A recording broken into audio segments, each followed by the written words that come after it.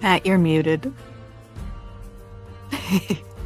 It's time to go onwards towards glory. It's all brave Vikings from Clan Regball are here to raid and pillage and slaughter their enemies in order to get the necessary supplies for survival in the long term.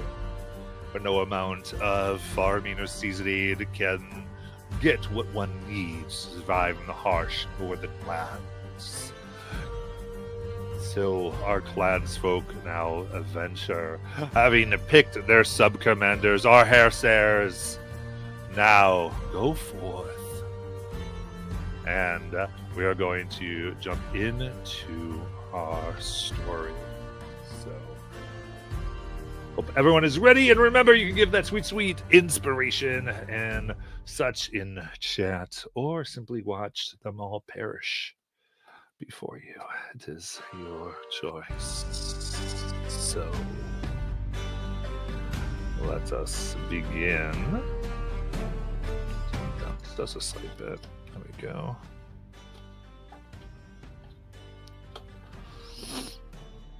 Excuse me. Well, that's pretty foreboding when the DM says we're going to get slaughtered.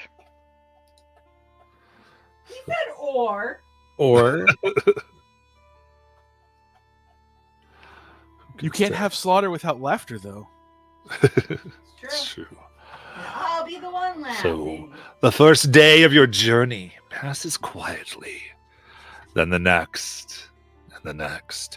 Each day of the journey drags on, and the warrior's fiery enthusiasm dulls to listless by the end of the second day. With nothing but gulls and tiny hunks of sea to distract them, one of the warriors eventually reveals that they've made a deck of cards and begins teaching a game to others as they slowly play and trying to entertain themselves.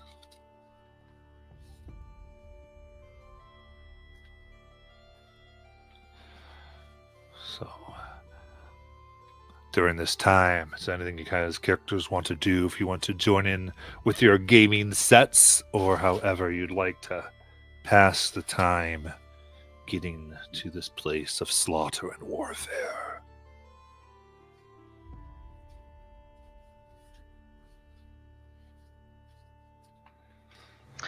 Well, being that we're out to sea, I'm going to use my cartographer tools to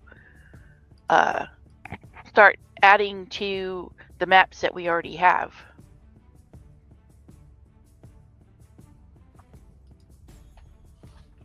Very good. Give me an intelligence check with them, please. Okay, so what does that mean? Just With proficiency.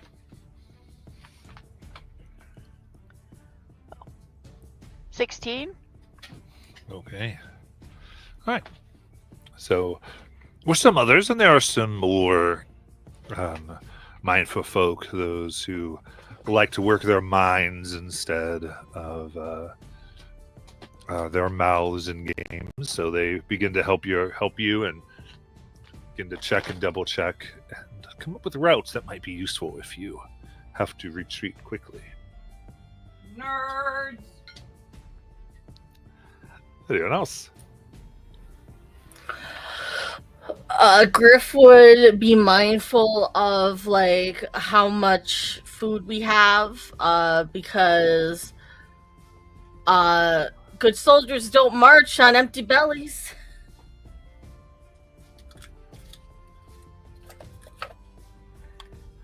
Nice. What are some things you might do to make sure about the food? Is it rationing? Are you trying to catch more? I think he would be spending like his free time like attempting to catch some as we go. Nice. He's a fisherman doing fisherman things. Very fun.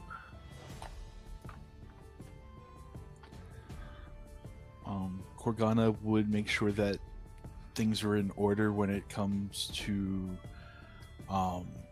rating, as far as making sure people have their priorities set as to if somebody dies, who's next, and following instructions, making sure that things are nice and sharpened, and then spending time just brooding at the edge of the ship, perhaps with a whetstone, just sharpening their blade. Nice. A few join you as well. More of those who haven't been on their very first raid, or those who have seen some violence or killed the game, not wanting to let their senses dull too much. Oh, Tiny?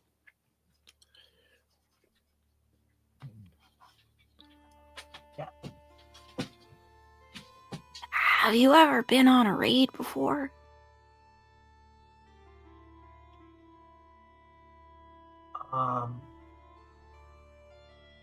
Like, you mean outside? Yeah, well, like this.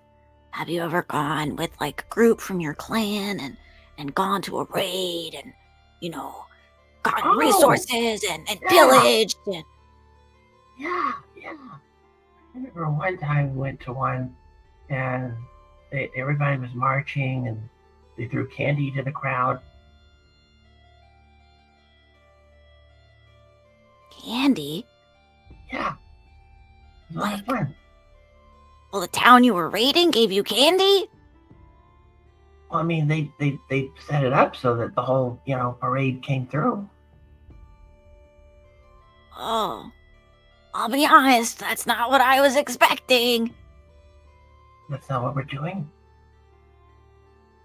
I don't know, everyone's sharpening their swords and looking all serious and making plans for when we die.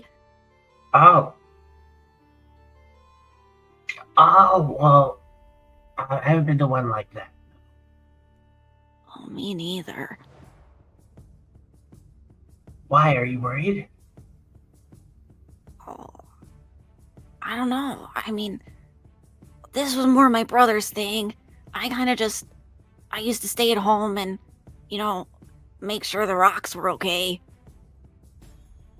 Oh, well, I mean, I don't think you'll be in any danger because, you're kind of the leader, right? And I'm pretty sure we would all have to, make a wall in front of you. Wait, but you're one too, right? I mean, you should stay in the back, right? Like, safe, right? Well, I mean, I'm not going to be the chief or anything, but I think you will be. So I think it's just important that we make sure that you're able to learn from this experience, and maybe you take all that you've learned and you write it down and you create a whole battle strategy book. Oh, God, now it's murder and homework? Well, I mean, I can do it for you. No. I guess I want you to stay safe out there, Tiny. Okay? Oh, well, yeah, absolutely. I'll make sure your blades are sharpened and your belly is full.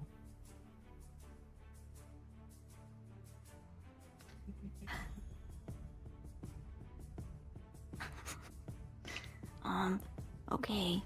I think that's not really my point, but the thought is really nice.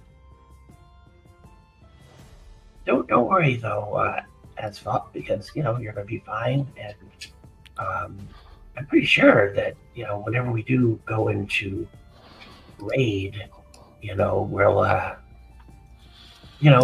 figure it out. We'll point at places, and we'll be like, yeah, we should go here, and we'll send these people here, and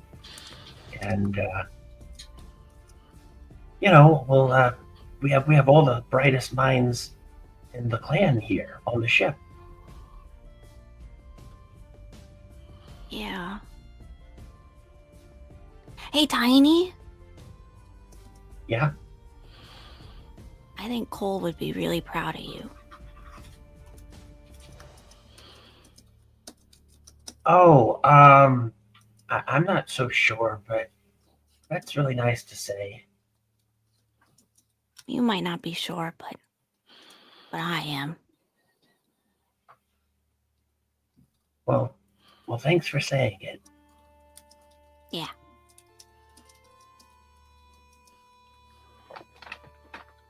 You can practice on the ship if you want. If you're not used to raiding, you just like announce a raiding party, a practice round, and we'll all get you ready. Maybe we should raid Hist's bunk. What do you think? Well, yeah, tonight, late night, Yeah, what- late night. Yeah, when he's not expecting it. Yeah. We'll practice. Exactly. Yeah, well, I'll hide under his bed tonight, and Okay. we'll all attack. Yeah. Okay. All right. This sounds good. Great. On that note, Hist is probably historically or trying to it looks like he's stoically sitting down on like a barrel or crate or something. But anyone that walks by can literally hear like his body hitting against like the leather shell he has as his armor as he's like shivering inside there. Oh.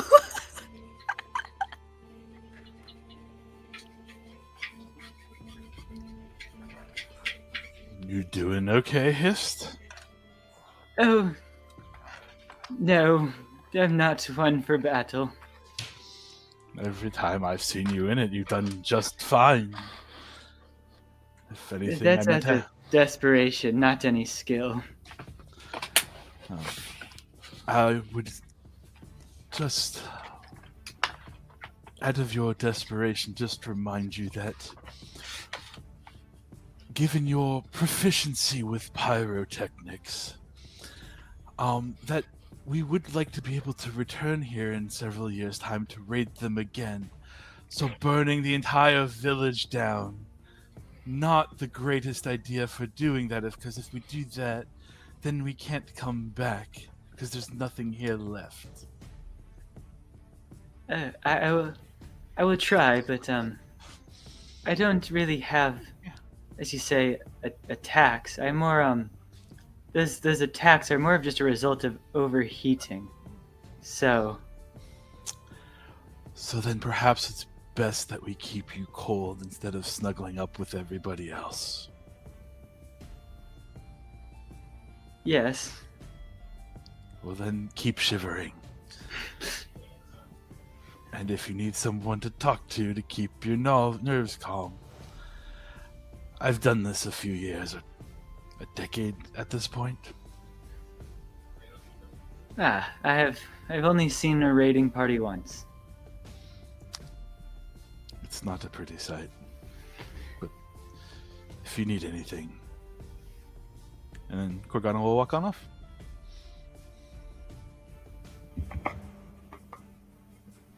Is his room locked? Sorry, what? Is your room locked? That depends. Do we have our own room on a ship? I have no idea. What's that? I would assume not. So I'm assuming he just has a bunk and no. Perfect. I'll just hide under the bunk.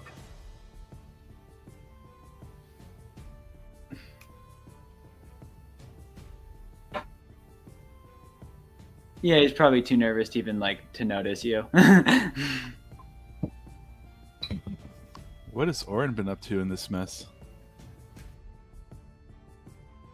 I think that Orin has been spending time helping to guide the ships, training folks who maybe aren't as apt at traveling by ship to drive it, in the sense, in case those of us who are really good at driving a ship don't make it back, so that somebody can drive the ship.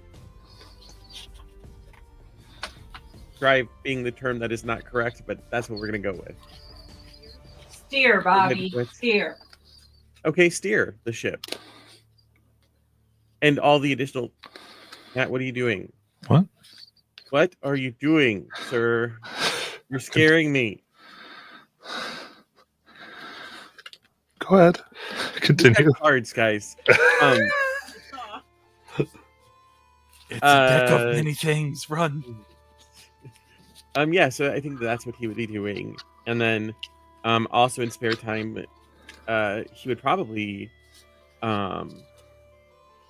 work with Griff on fishing, since they both are from that area in the village. That's where the work that they both do. So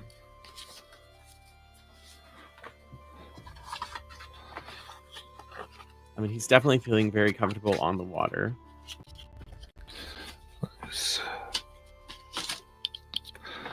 Not for long. All right.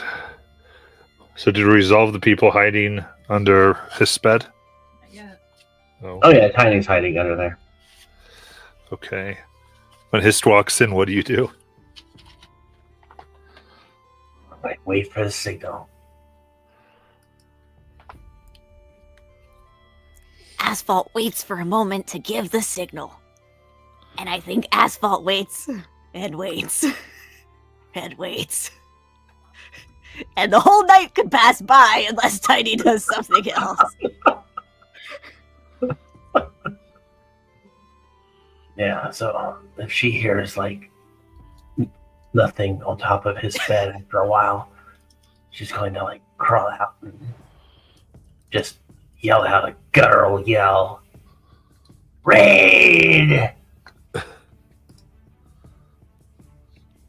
His probably just like screams away. He just like screams and just like flails awake. And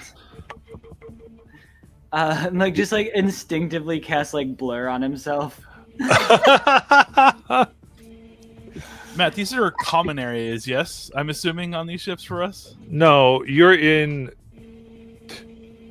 Like you said, under bed. That means you're like really hid, like kind of like on either side of like their. Like there's just long ships. These are just like boats that have no floors. There's a one floor ship. Okay, and so it's just a giant common area of like hammocks and stuff strewn about. Yeah. Corkana is up with the greatsword in hand and running at Tiny.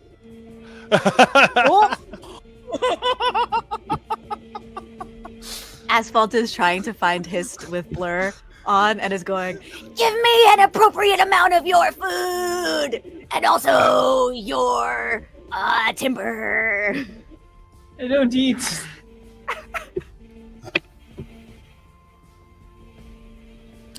I'm pretty weak. I don't carry any of that on me. Are you two ruining our sleep for games? This is practice. Training. You both have never done this, have you?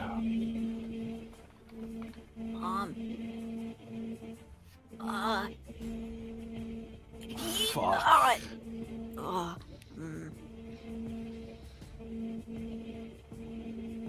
Maybe that's just what we want you to think. You know, catch the enemy off guard.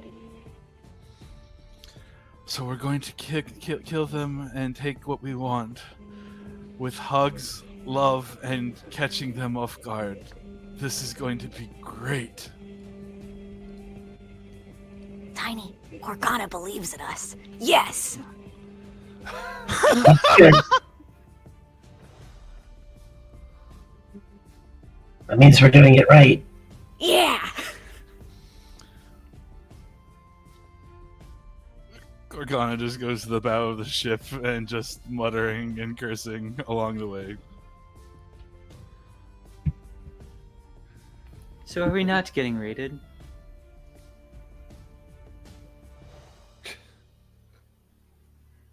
No, Hist. Or maybe you are! Nah, you're not. Or maybe that's just what we want you to think! Many of them pause their card game as they begin to laugh. Like, there's yes. Switching. Does this sound any better? Yes. Okay. does it not? Speak again, Jackie. Hello, hello, hello. It's a little better, yeah. There's not the background like hiss, but it's Okay. still very No, his Peaky. just upset that he's not getting rated. It does have some feedback, though, I think, Jackie. yeah. Okay. All right, anything else?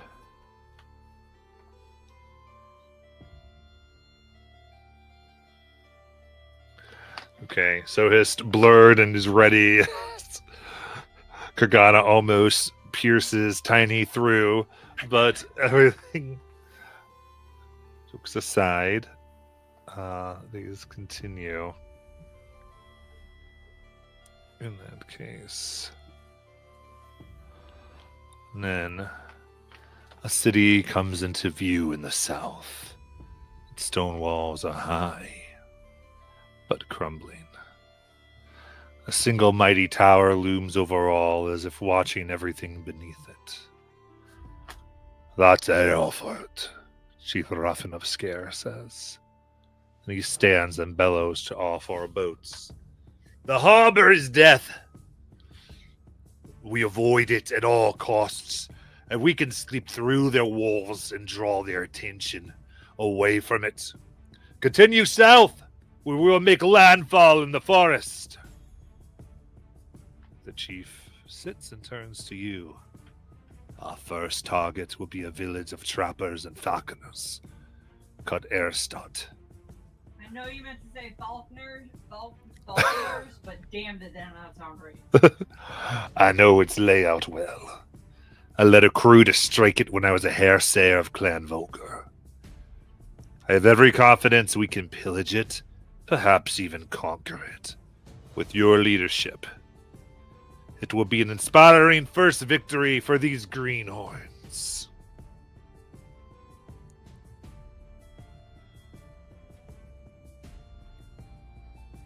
All right. So I was say, then the ships land, and you're able to make camp in the wood, several miles south of the village, as you prepare for battle the next day. Just to make sure I'm understanding, Matt, did we split in half and we were camping on 2 different sides of the city, or no? So I made that up no. in my head. Okay, great. So he talked about Erfurt, and then you're going south to first take care of Erstadt. Got it. That's where I got confused. Okay.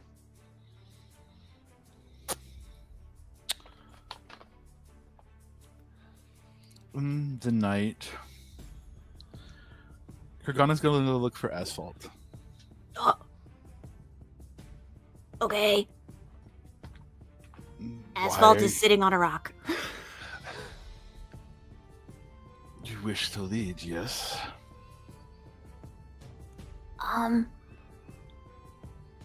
Or is it more of a sea everyone has pushed you into? I don't really know. I've never thought of myself as a leader, but I have a feeling that it's all of the steps we've taken to get here feel correct. And Asphalt is kind of holding this. I don't know if I've ever described it for Kurgana, but there's her weapon. She carries it around. It's a big rock. It looks like it's been gouged out of a mountainside, and there's a something long sticking out of it. It's usually kept wrapped up in this cloth, but it does have a hilt, and from that she swings it like a war hammer. But she's holding it as she's saying this, and it gives the impression that she's saying that her weapon tells her that this is correct. Well, I don't know about you, but people generally expect their leaders to be seen. And as you are a half-size, that makes it doubly as important that your presence is felt. Might I suggest You intermingle instead of sitting on a rock by yourself. Oh, I thought you were gonna suggest stilts. No, because people can see if you do mighty things despite being half the size of them. They will be inspired even further. So play to your advantages. But don't hide if you want to lead. Be an example. Be sociable. Don't be like me. Oh, I think you have a big presence.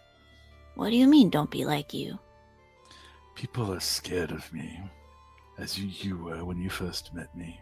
Whoa! I never said that. You literally retreated from my presence. You caught that, huh? You're not the only person it happens to. And it's okay. I understand. But one of the greatest things a leader can do is not be there to lead, even if it's a wrong decision at times. But I wanted more to beyond just offering that as a gift. Are you ready to kill people tomorrow? Yep. Are you really? Just you and me, there's nobody else here. Okay, nope. But Oh, I think that's best, you know? If you're ready to kill people all the time, who knows what could happen, but if you only do it when it's necessary, when there's no other choice. At least that's what my people teach. To respect life that's there. We have so little of it. well, there are rules to raiding, even amongst the vulgar. Killing people isn't always the best way, because if they're dead, well, it's harder to make new babies. So knocking them out is acceptable, but letting them live out of the kindness of your heart when that mistake could cost you your fellows that are running beside you their lives is frowned upon. So it's good that it's not as easy for you. But if you can't, but you know it's needed, let me know and I'll take care of it and spare you that pain.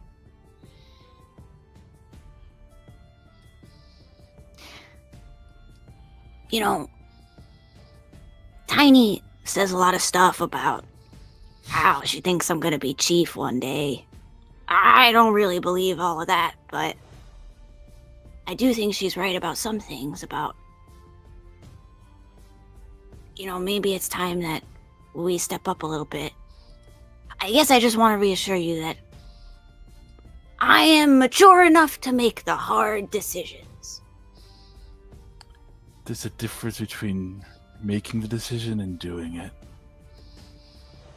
If you can't, let me know. Okay.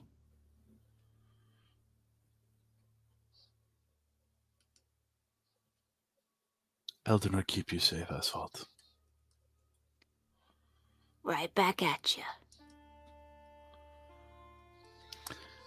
Corgana just looks a little sad at that statement and just starts to leave.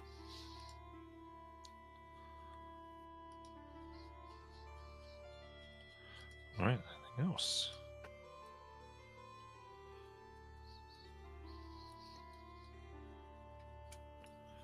Griff would be as like a contrary thing to Asphalt. Griff would be giving a swell speech to some of those warriors about how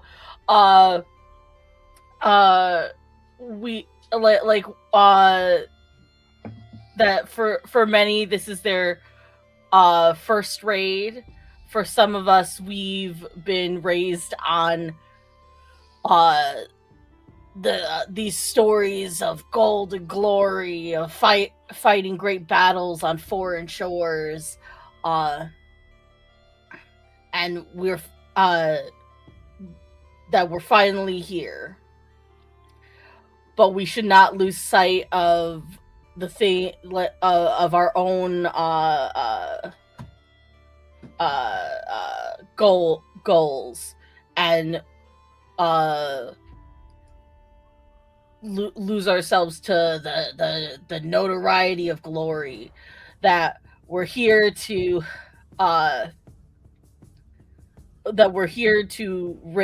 raid and take the things that we need. That means we'll be killing many different kinds of people, whether they're fighters or innocents. But what we do is that we honor them with a quick and swift death. We take it. We're not going to be taking any thralls that will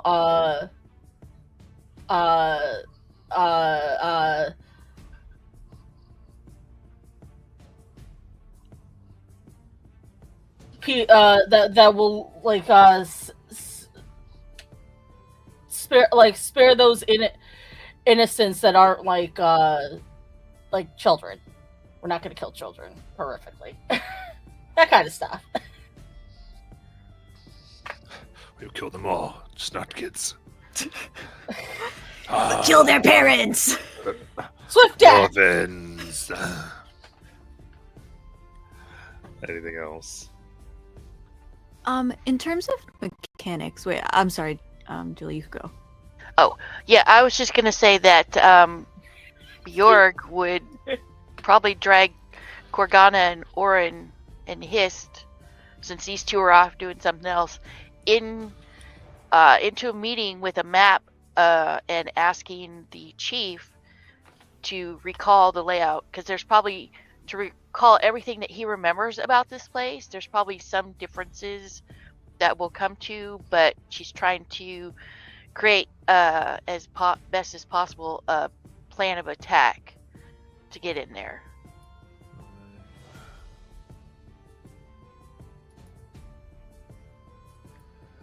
Yeah, and he talks with you the best he can. You're still far away, so he doesn't quite know what differences might be, but he'll give you as much layout as he remembers.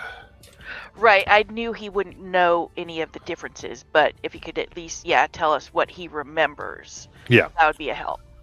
How far away is the village? A few miles. So we could potentially do some reconnaissance. That would be, you possibly would gain exhaustion for not resting tonight. Ah, okay. Well, rest is more important. Okay. All right, cool. So, and I will say there's a lot of the reconnaissance and that type of stuff will come into play more future raids. This is a little bit of a beginner raid, if you will. Doesn't mean it's less deadly, but it's just a little different. All right. Anything else? All right. In that case, morning comes, and Chief Raffin goes to Griff. Oh, you did a good job talking to them. And as I look out, you need a performance check to see how well you did. Oh boy. Oh boy. Oh good, there's inspiration. I'm using it. It's 11. An 11. So he looks out. They look much the same as they did when they were bored. Right. Listen, they need a speech to be ready for this. You need to rile your warriors up. They should be foaming at the mouth. Looking to anyone who would like to attempt to give a rousing speech. Is this your bag, Orin? Is this mine?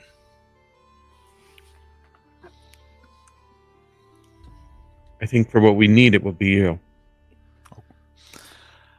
All right, then.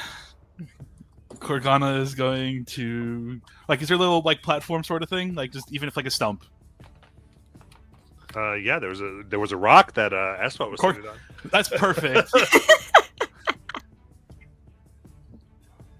Clansmen,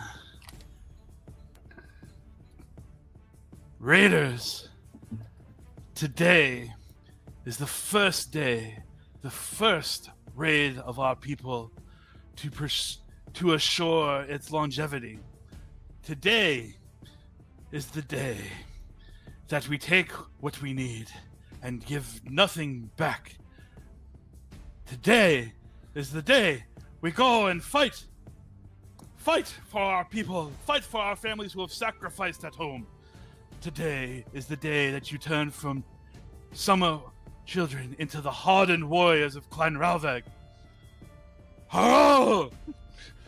All right, give me that performance check. While he's doing that in the background, Bjorg is starting to stomp her foot, trying to get more people moving and going with the flow of what he is saying. I like that. Let's see here. Yeah, you could give me a whichever's higher, your wisdom or charisma modifier. Me or Corgana? You. What wisdom or what? Charisma. Oh, they're the same. So what is it? It's a plus. 1. Okay, so you can add a 1 to this roll. And then I also, as we discussed, I have the Inspiring Leader feat. Oh, nice. Would that have any play in this at all, or just lower the DC, or I don't know? I'll let you have advantage for Inspiring Leader. Okay. Oh yeah, that's a 25. Okay. With a natural 20. Hurrah! Hurrah! Hurrah! Hurrah! There you go. And so, mark down, you have advantage on the first rating roll you make. For them being revved up. Goes all right. Now Herstairs, choose who stays behind to guard the camp. We don't need the woodland creatures to attack or be ruined by fleeing Astart villagers who could strand us here. I recommend at least 1/4, but it's up to you.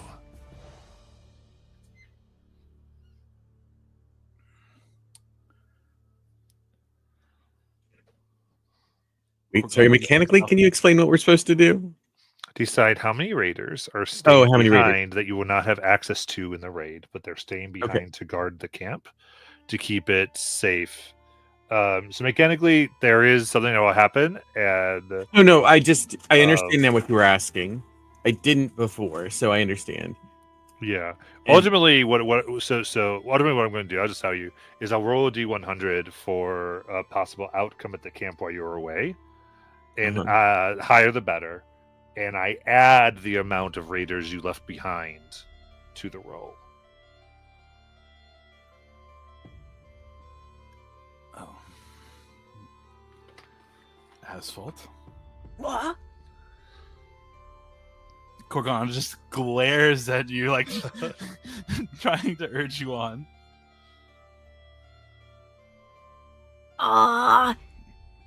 Well, catching myself up, we have 130 warriors. Okay. And our wise chief has suggested we leave at least 1/4. So, 120 divided by 4 is 30. Right. So at least more than 30.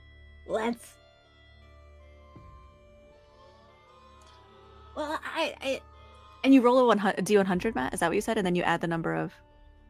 Yeah, that's how I will determine the result.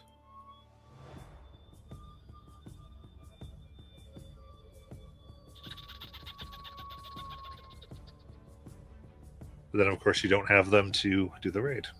Yeah. Okay. I mean, I at least think we should leave 30. But I wonder if would it help us make this decision if we knew how many, if we had the raid site map or whatever, if we knew what the, oh no, we can't make that decision yet. Nope. A Because few we're miles leaving them away. here. Yeah. Okay.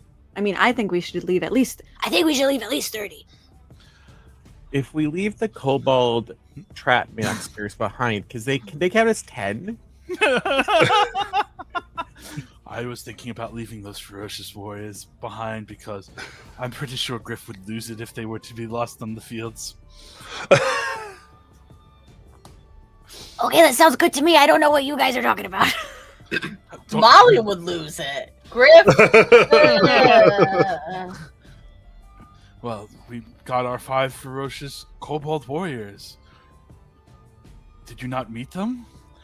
There's Nip, Knack, Freck, Haran, and Shandoon. Oh, wow. Nice to have you guys aboard. Great. And they each count as 10, and they're trap makers. That sounds great. Let's leave them here. I don't know. They don't count as 10. Oh. 5 of them. I was just hoping they would count as 2. Because they're trap makers. So 2 of them, each would be 2 people. I was just joking. They don't have any special, except for they made the traps, remember, that almost killed us?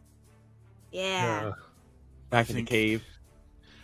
I think 35 is a good number, though.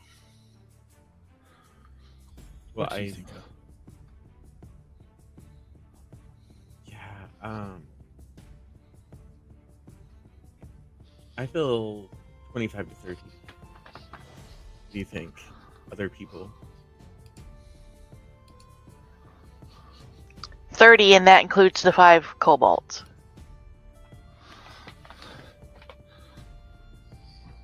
Sounds good to me. I Are agree. you rating with 100? Nice, Right. sexy round number.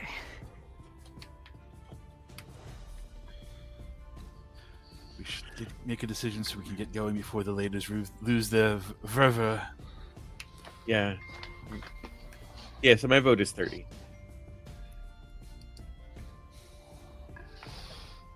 Seconded. Also agree. I don't know what it is for the third person.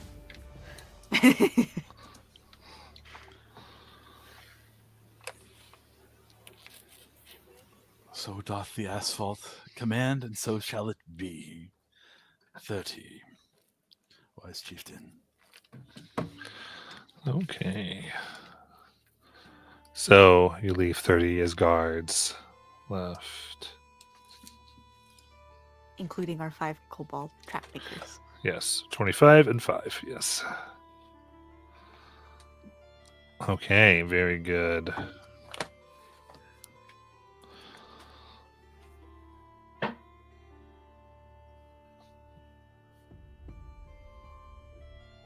Alright.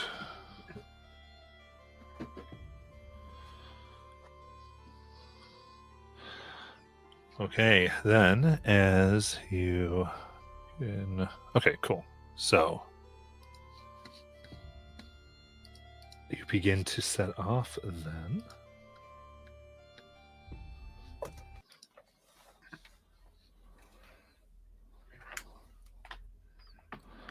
Into the dark woods of Nordenland.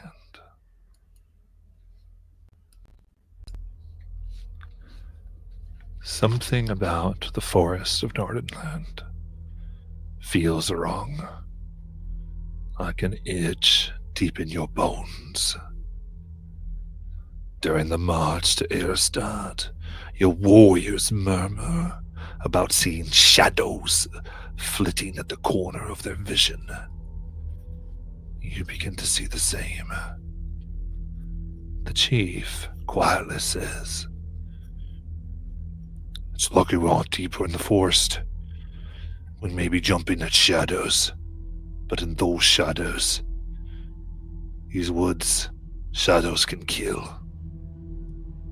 By noon, you reach the edge of a clearing, and the gloom of the forest suddenly gives way to a sparkling glen. Nestled inside this sunny vale is a small village of cottages, protected by simple palisade wall.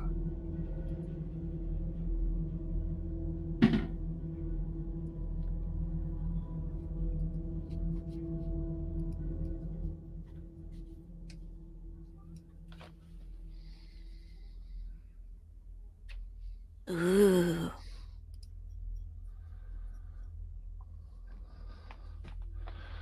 And with this, the chief lays out the map.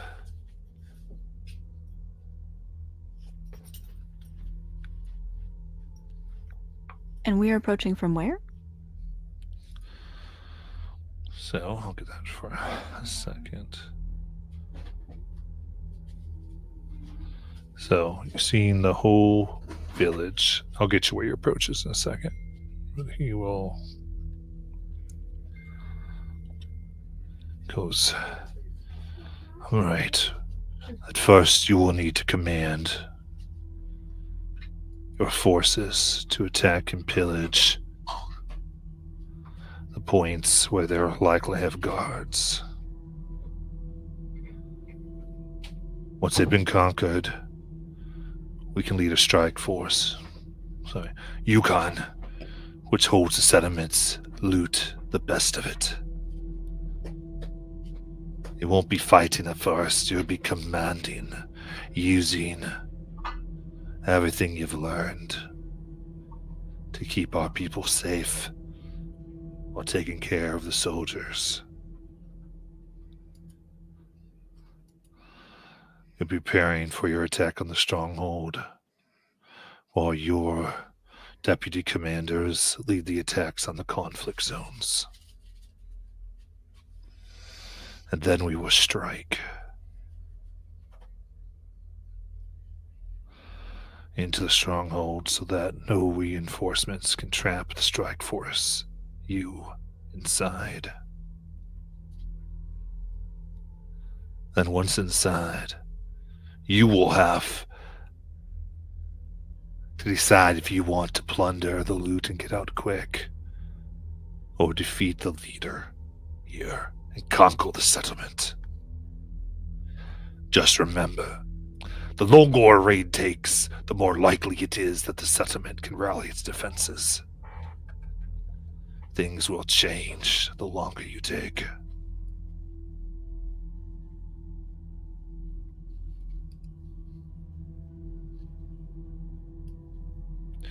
You understand?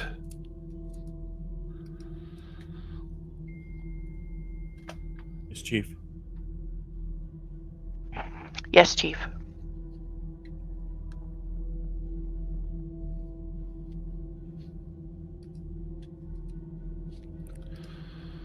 All right.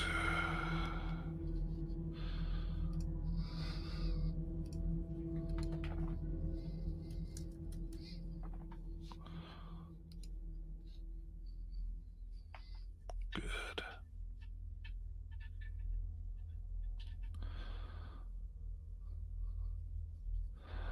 All right. So you are approaching ultimately here from the southwest, all the way down at the bottom of the map.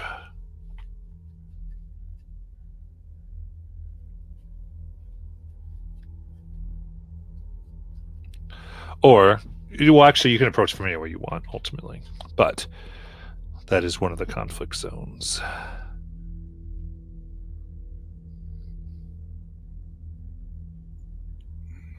But you are coming from that side, you could say. You can see you're kind of separated by a lot of water and such otherwise, because you're coming by land. So kind of a choice between into the north and down.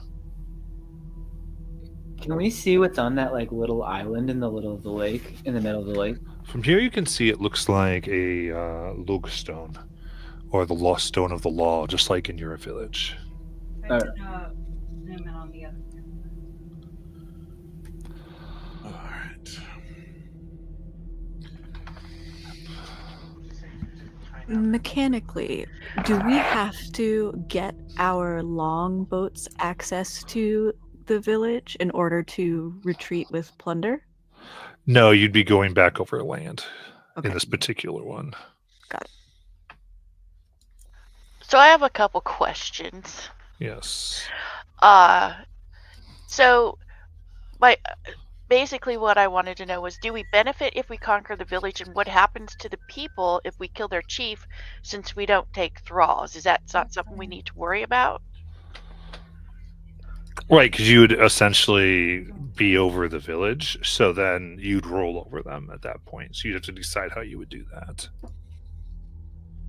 Oh. You'd be like your clan Regval now, basically. And if you don't want to do that, then that's not how you would go forward. You make them vassals. Okay. Okay.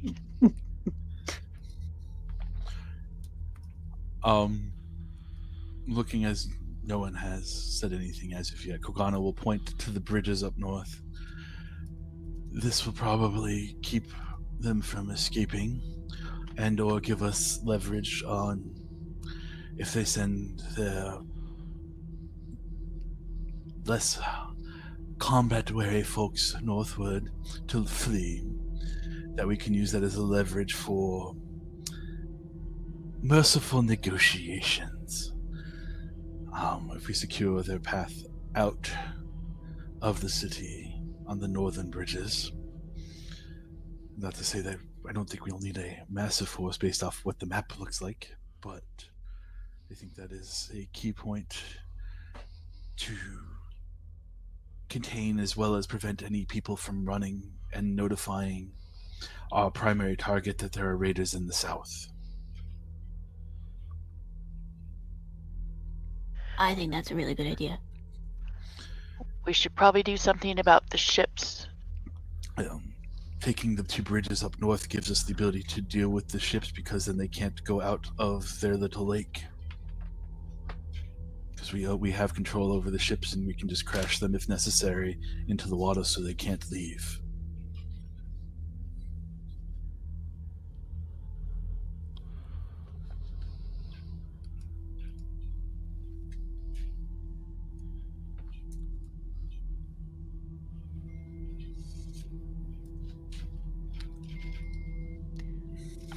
Matt, mechanically, do we, as players, not necessarily as our characters, but do we know where the conflict zones are ahead of time? Yes. So,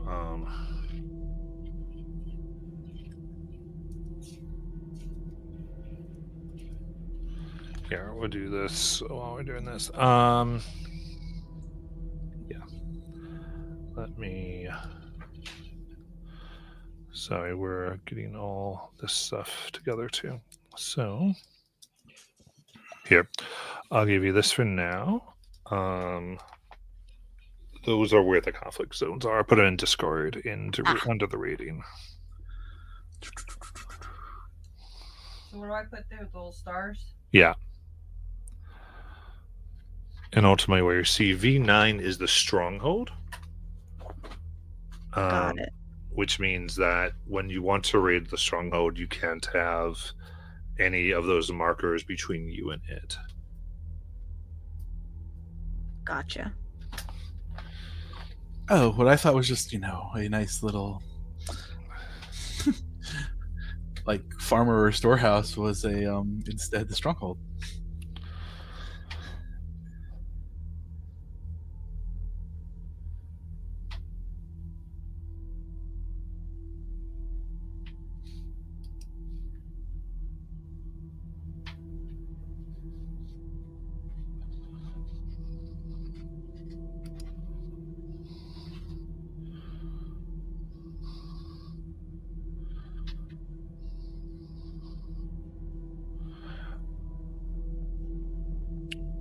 All right. So, any other questions before we kind of start? And because when we start, we're actually okay. So there we go. So now you see where you can see on the main screen where the things are. Mm-hmm. Cool. And because, sorry, go ahead, Donald. Go ahead. Oh, well, because we're coming on land, we can't, for instance, pick the island thingy to raid first. We would have to take V3 and then hop on ships and then go to the island. Correct. Okay, got it. some of these look rather self-explanatory as to what they are. But like, what is V6, V7, and V8? Can the chief describe what those are? Yeah, so because of this is a raid that he's done before, he actually is able to tell you these. So you might not know unless you did other type of stuff. So V6, it's where the trappers are. Oh, the trappers. Okay. Likely to have furs and such. You ask him about the other one.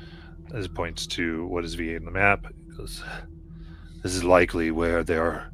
This is where they fled when I raided them the last time. Okay.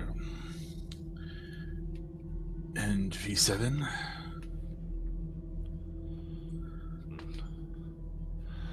That's Bergman's Bridge. How? It's where they have defended a little bit. Makes sense. There's a few warriors there.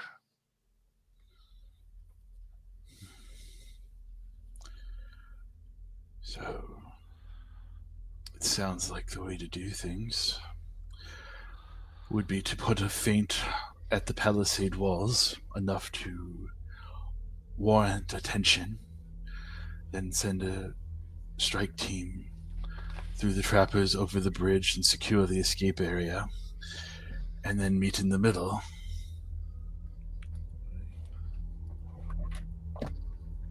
And let those that, or use the strike team to keep the reinforcements captured off, and then everyone else will just have to move very quickly as to not suffer too many losses up there.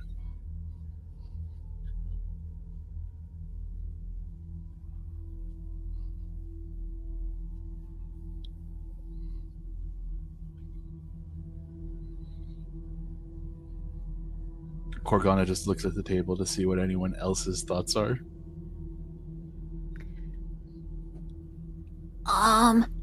So let me understand what you're saying. Yeah. I'm gonna pause for 1 second just because I want to reiterate a thing. So when we do this, people are going to, because each of you are commanders, or you are giving, not commanders, you're giving orders. You have two commanding forces, so you have to decide what leader is going where. You have the two leaders, and so when I go to you, it'll be your decision to what gets next as an individual player or character giving the order. So one person isn't going the whole thing. So this planning phase and what you're talking about is sort of important, because if you have an idea of what the overall strategy is, now if your character gives an order that's not what the overall strategy, then that's what that is. But you're going to go ahead and do it. But continue your conversation then. So, Corgana, you're suggesting that we have two forces, one as a puller of attention, and then another one as a preparation for when we meet up. And one would come in from V6 moving east, and another would come in from V1 moving east. So the main bulk of our forces would come across the palisades themselves, as they are designed to slow and make things difficult for invaders to get through. It would draw, I would expect, decent attention with attackers at the gates, especially if the force is sufficient enough that it warrants a threat, and attention that it would pull from the stronghold and their guardhouse. At the same time, while this is going on, a smaller and more quiet group would go ahead and take control of the areas of the Trapper House, hopefully the reduced guard presence that is drawn southward towards the main palisades, and we send a team there to then secure both bridges so that way that people can't escape. Once that's secured, they would move southward to go ahead and help loosen up people from behind while we continue to raid, pillage, and make our presence known within the city proper.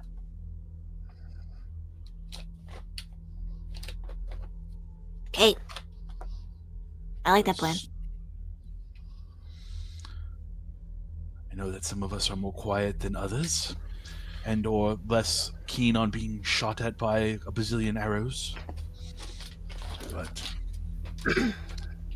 Sorry, I'm still trying to wrap my head around it. All right. Sounds like we should start as much as we can, and we can kind of go from there. So the biggest thing is, unless there's specific questions, we're trying to say wrapping the head. And so all the conflict zones have to be dealt with before the stronghold, right? No, you just have to clear away if you want to. But the more strongholds you leave, not strongholds, the more conflict zones you leave, there's different consequences to that. Okay. And you do have to kind of go somewhat in order that makes sense. So you have to like breach the wall first, or you have to go, and bypass a conflict zone in your. So, Aiden, what are you trying to wrap your head around, or is that just more? Sorry, I don't quite get the. Can we just go over the plan one time, like above table, real quick? Sure. So, Okay. what Corgana? Go ahead. Do you want me to go, Matt, or? No, go ahead. We're not a character above table. That's all I was saying. So what Corgana is proposing is that the majority of forces strike at the Palisades, causing a distraction. The Palisades are going to be the most difficult to go ahead and breach because they are defensive. Where on the map is that, Donald? V1. Okay. And also we also have the most sheltered from the forest. Yes. So the majority of the forces do a frontal gate assault. We then send a smaller group of forces to then flank around, hitting V6, V7, and V8. And then use that to go ahead and isolate the stronghold from reinforcements and cut down while the rest of our forces are raiding through the village proper. In theory, this would go ahead and draw or lessen the forces at the bridge on V7 on the north, because the noise would then, in theory, draw additional people to come down. If the threat at the Palisades are considered sufficient enough to warrant a full frontal assault and they need everyone there. That is my thought. I think it's a good thought. And I think we're in theory hitting all of the conflict zones except for the The law. island. Yeah, exactly.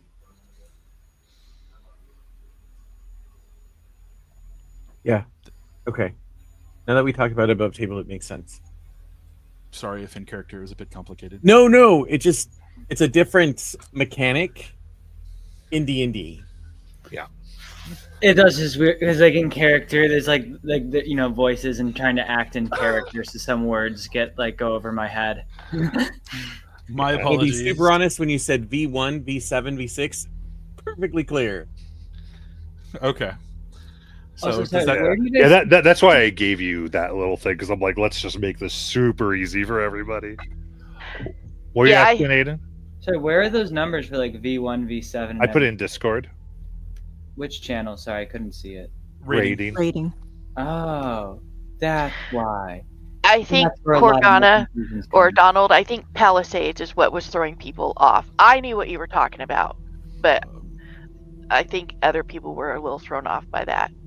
And to be fair, that word was in the description. I was using Matt's word, so. So the Palisade, it was when you were talking about the specific locations that he named, like this house, the bridge. That's where it was like the back end was throwing me off. Palisades Okay. was not. All right. Okay. So I'm good now. Any other above table questions? Well, just mechanically, were we to consider, like for instance, trying to go straight for the stronghold, we would have to go either V8 and then to V9, or V6, 7 and then V9. But we couldn't go straight to like V7 and then V9 Correct. because we have to clear things in a line. Yeah. Okay. And then were we to do that, we would risk complications from all of the other conflict zones not having been addressed yet. Correct. There is likely some type of chart that might say if this is conquered or if that's not conquered or whatever. But again, this is a resource game, so you're playing those things against each other, right? And time. So, Time is a resource as well. exactly. Are So- we able to time were we to do the majority of our forces coming from the west towards the bottom, we could do that for X amount of time first and then have a signal for the strike team to So, act? so it's basically by turn. Okay, got it. And the big thing about putting a lot of forces into something is that you lose by percentages. Now, you also have a higher chance of succeeding the more soldiers you put towards something, but it's not like a lose 10, lose 5, it's lose this percent. So the more you commit, the more you possibly lose. Gotcha. But the higher chance you have of getting a better result. So it's all playing with these things. It is definitely a little chance game. Really advanced risk. Basically. With So, yeah. with a sense of character death. So just those things. And it is possible to waste a turn by not putting enough towards it because you realize you don't have the minimum force. And in this case, you don't know what that minimum force is. That is a little bit of a guessing game as well, other than by the descriptor. So I'm going to give you a description of the place when you kind of say we're going towards this area. And then from there, you would just decide what that sounds like to you. Okay.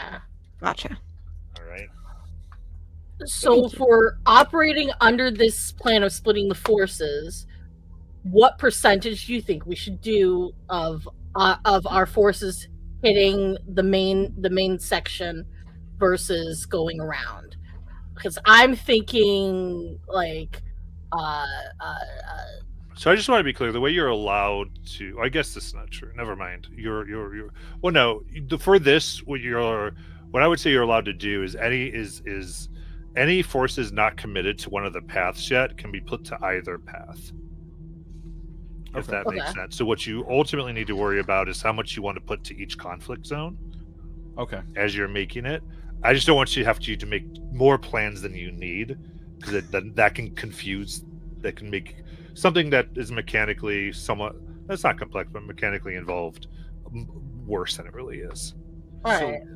what I'm hearing, Matt, is let's say we have 100 soldiers, and so we're making a plan. So let's say we commit 30 soldiers to the palisades, 10 to the trappers, and then 10 to the bridge at 7 V7. We'd have 50 then still in reserve. Correct. That you could commit to either pathway after those resolve. Okay. Though the way this ultimately will work is you only have 2 commanders, so at most you can only have 2 kind of forces moving at once. as far as Okay. that goes. Okay. I wasn't sure because you made mention that last week about us being in charge of them as well. So that's why Yeah. I was. So you're yelling orders to the commanders. So you're not leading a force. I did say that. I was incorrect. Okay, so I we're not at misunderstood risk something. per chance in this Correct. role. Right now, Okay. this is your people, for the most part. So Gotcha. Okay. So at most at the moment we can have 2 people in 2 zones at once. Yep. Okay. So But I think that works with our plan anyway. it does. Yeah. But Matt's saying don't commit 80 people to the palisades, because then if you lose the roll and it says you lose 10% Yeah. of your forces, you lose 8. Whereas if we only needed 40, we lose 4, and so that's where the fun. I'm not saying don't. I'm just telling you the risk of it. Yeah, there is pieces to it. But then Okay. once we completed that step, we'd be able to have those full whoever survived that Yeah. section. Okay, cool. Yeah, so I agree with your numbers. I think that 30. You said 30 get the palisades, right? So V1, and then the forces yeah. like we're talking about. But again, the the only 10 thing. and 10. Okay. I just want to keep it because I want everyone to be able to make their decisions as we go. So that sounds like the Okay. general plan. And then each person, because the characters are giving the command. Maybe a character wants to give more or less, or I want to keep it in a. And others are like, okay, we decided on the plan, and now we're just robots executing the plan. Is a little Okay. less fun, and, Okay. and a bit too much like Risk. So as opposed to a dramatic raid. Plus, things are going to happen.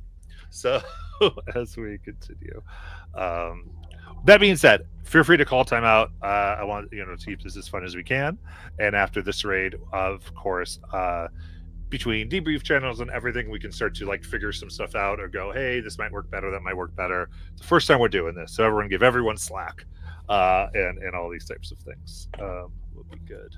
So, alrighty. In that case, is that good then for everyone as far as questions? So I make sure no one's confused going here. I feel good. Cool.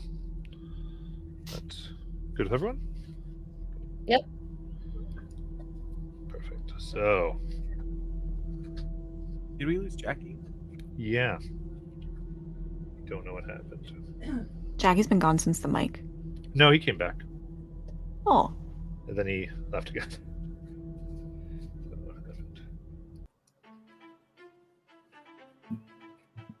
Okay, that's actually.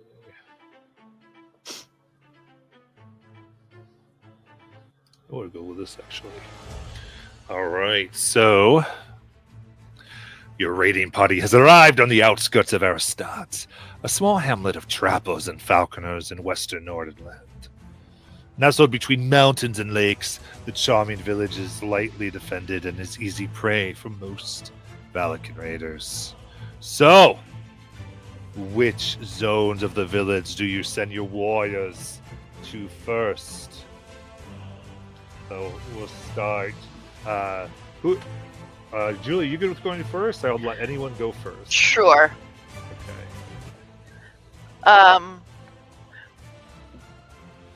I think, as we've discussed, I think that we should send Helek with 29 others to B6. Oh wait, no, I'm sorry, not 9 others to start with. Okay, so with the leader, a total of 10. Yes. Okay. This is Alec. Perfect. Okay. So, so the first one, so you get the zone first. You say the zone. And then I'll say, fur trappers hunt animals for their pelts in the nearby coastal woods. They notice your force as it emerges from the woods, and several prepare to sprint in the direction of the village longhouse, while most ready simple bows and spears. And then you would go ahead and tell me what you commit, which is, we can still do that. Because that way you can get an idea of the force, basically, before you decide. Oh. But it's all good. We're just doing this so that we can learn the steps here. Okay, so how many do I see? Various fur trappers from here, and most of them are just running. I'll still commit with the 10, Cool. including. Very Nice. good. All right, that meets the minimum force required, and therefore, you would make your rating roll, which is 2d10s. 2d10s, okay.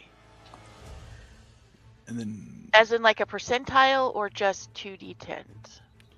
Just 2d10s. Okay. We do also have some boons. For well-armed warriors, you can add a d4, and also for renowned commander, you can add a d4. Okay, so I rolled a 7 and a 2 on the 2d10s. And then you said a d4? 2d4. Oh, 2d4. So a 4 and a 1. 9, 10, 14. Okay. Very good. All right. So,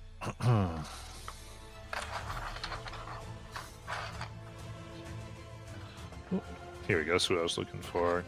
So, what's the total? 14.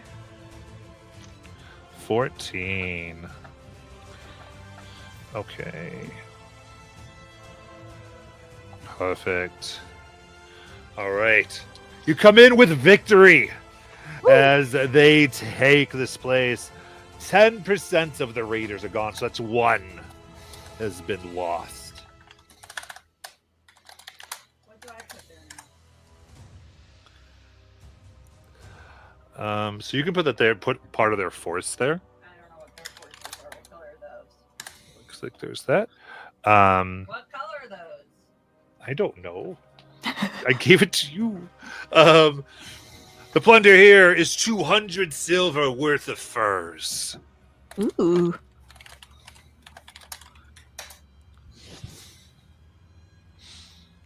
Okay. So, therefore, on the same turn, what's the other zone we're doing? Oh, is that still me? I I think for this, I want to make sure we really get everyone to do it. So we'll let Bobby do that one. Okay, thank you. Down.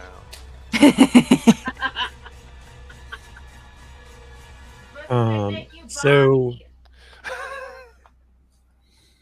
Gunvar is our other commander, so we'll send him and 29 forces to V1. I'm sorry, V1 is our target map. Very cool. Nobody likes a brown noser, Bobby. All right. This is the Forest Edge Homesteads. A simple wooden palisade draped with the gray falcon banner of Aristot Village stands on the village outskirts. These homesteads have banded together for safety. And though their palisade walls protect them from wolves, they provide little defense against armed raiders. Well, we'll see about that. So what do you want to commit? Genocide. Don't go.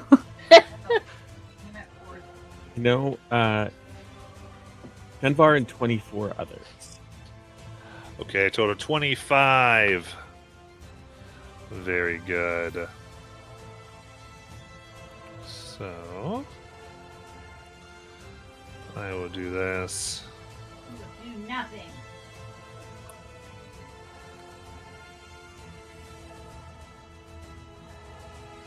Okay, so you're doing 25. Okay, so you get a +2 bonus to this rating roll because you're assigned over twice the amount that are required to rate it. And you may make the roll. So that's 13, and then I add a D4 and a D4, right? Mm-hmm. So baboons. 19 +2 total. So 21. 21. Woo! Very good. So that's math. Okay. It's math. You sure it's math? All right. You easily take the Palisades with no losses. Oh. And you're able to get 500 silver, 100 pounds of timber, and 10 horses. And there are 10 captives. Oh, 10 more. Those are the 10 that Asphalt was taking care of, right? Now, we move on to turn 2 officially.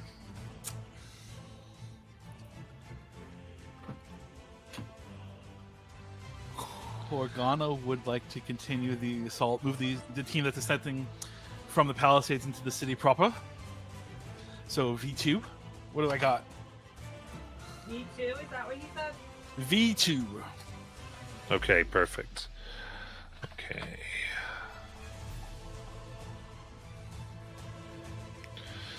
Get to there. For the record, So I will let you know, because I view this as we're playing a little bit with our hands up, like when you're learning a card game. Sure. Because you're able to take out one of a certain one of these places, there is a reinforcement thing that you have thwarted. You mean those running scouts that would have alerted? Some of them, yeah. So it's a good job.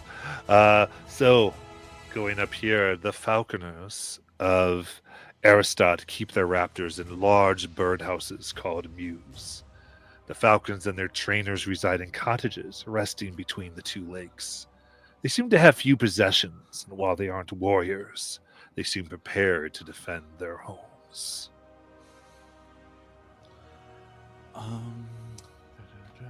They seem prepared. Let us go ahead and go with the 25 that were storming the Palisades and our wonderful Okay, commander there. you're just like, go! Yeah. I love it. All right, again, you exceed it, so you get a +2 on this rating roll. Oops, not one of those.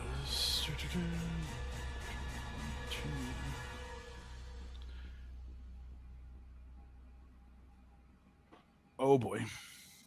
Don't forget your +4s. I have rolled my 2d4s with this. And so it'll become a 15. 15 total. Yep. Excellent. Taking this, the losses are minimal. This would be 2 of your raiders are lost. As a reminder, per the rules, you can try to avoid it by doing healing spells, but you will not have access to those spells during the force raid, of course. Things Corgana does not have, but other people might. Yeah, anybody could do this. Any of the commanders just wish you are letting you know. In addition, as a note, every one of these things are about an hour long, just for time wise too. Okay, so I don't know if it makes sense, but Asphalt could have done Cure Wounds, but if I do it at 3rd level, could I have saved the 3 warriors that we've lost total, or no, because it's over 2 turns? yeah, I you have to first do level, it when second the level? loss happens. Okay. Could I retroactively have done a 1st level Cure Wounds and then a 2nd level Cure Wounds for this? Yes, you may. Okay, beautiful. Sure, done. Okay, so update that 3 from your numbers.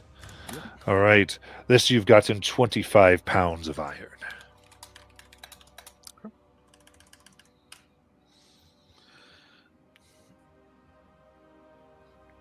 All right. So then we can move up to that, and the bottom has gone up 1 there, our department. I know.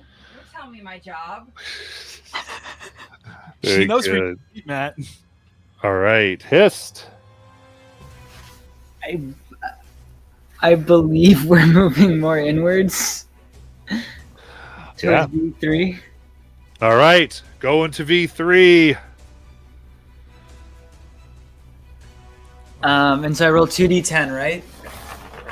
Let him do his job for Uh, 5 seconds. so Matt's gonna give you a description, then you have to decide how many troops to commit. I see. Okay, sorry. I'm still trying to wrap my head around it. It's all good. This is why we're doing it. All right.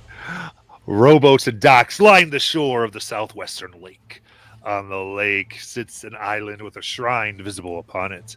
The village militia has barricaded the docks, prepared to die to defend the shrine.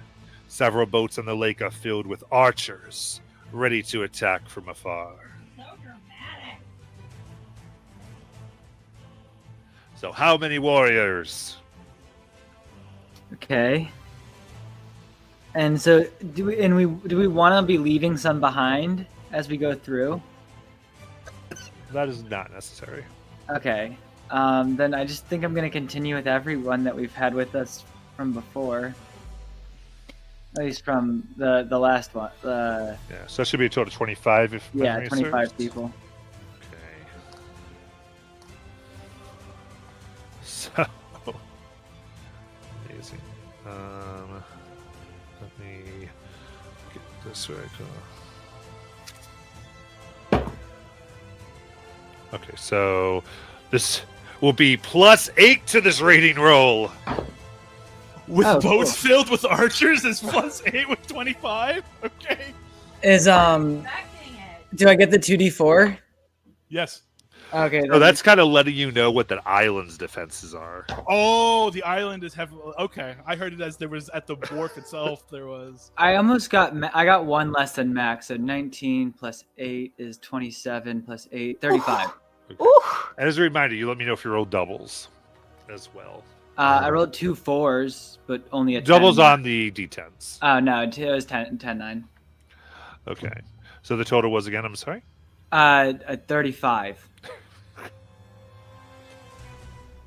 Oh yeah, because of the +8. Okay. All right. Very good.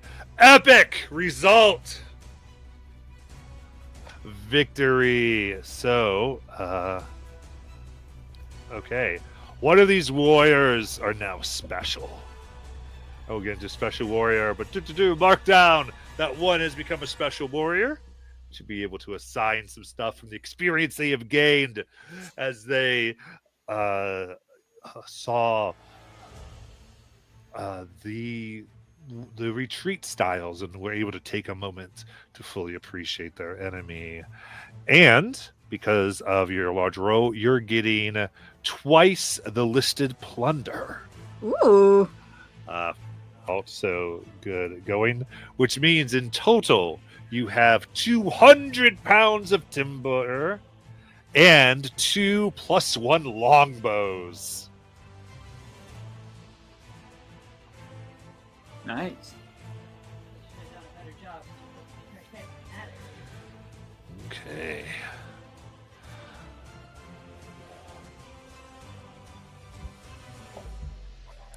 All right, in that case,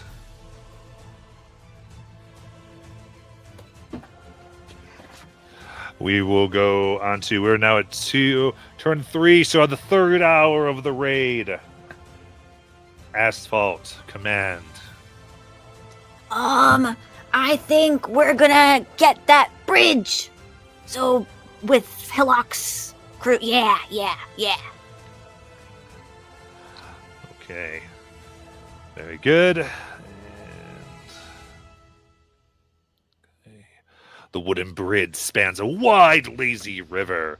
On the other side of the bridge stands the village longhouse. A gate on the other side of the bridge can be opened and closed, but it is currently open.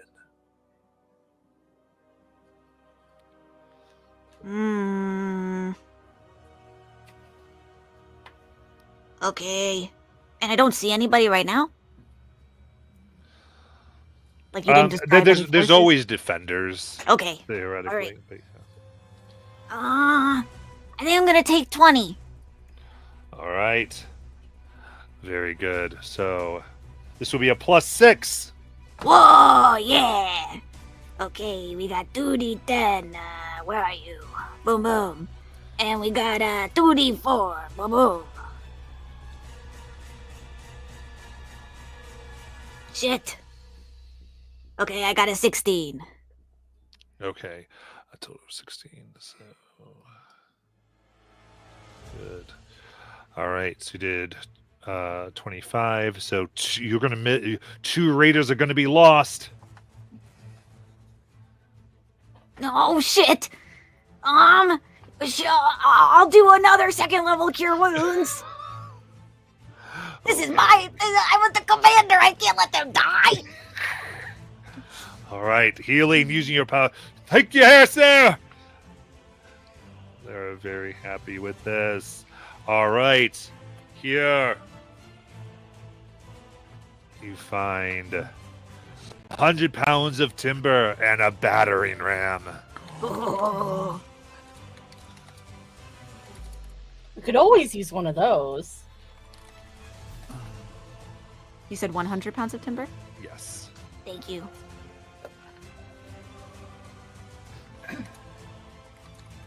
All right. Very good. And then we go down to Griff. I think we're going to move on to V4. Right. Yes.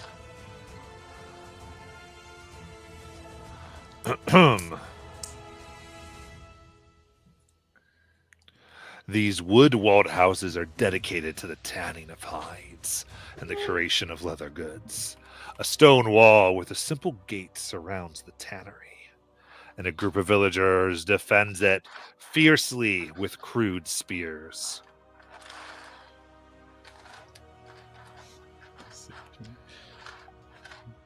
I think I'm gonna keep our 25 that we've been moving through with.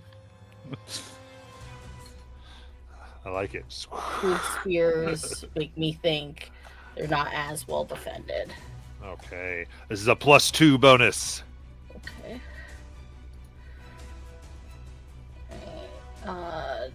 2d10, 2d4.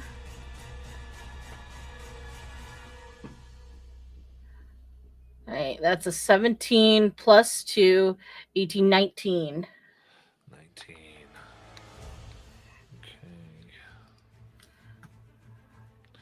Remarkable! Without a single loss, you cut them down. Yeah.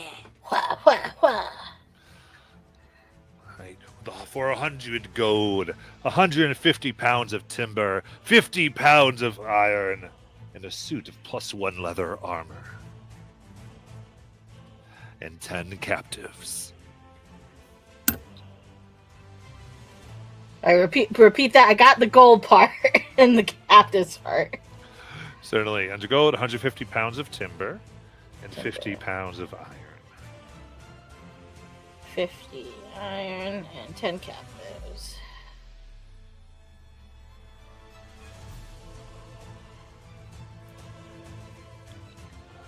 Okey-doke.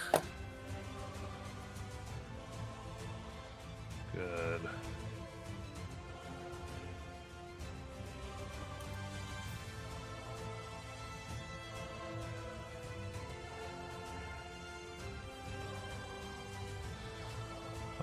Okay, so at this point, villagers are fleeing in mass, carrying what they can of the valuable plunder with them. And Tiny Tusk.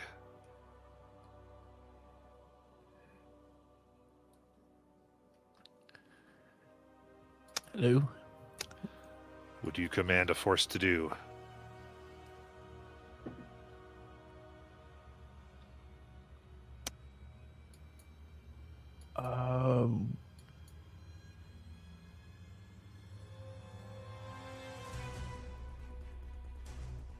So we're.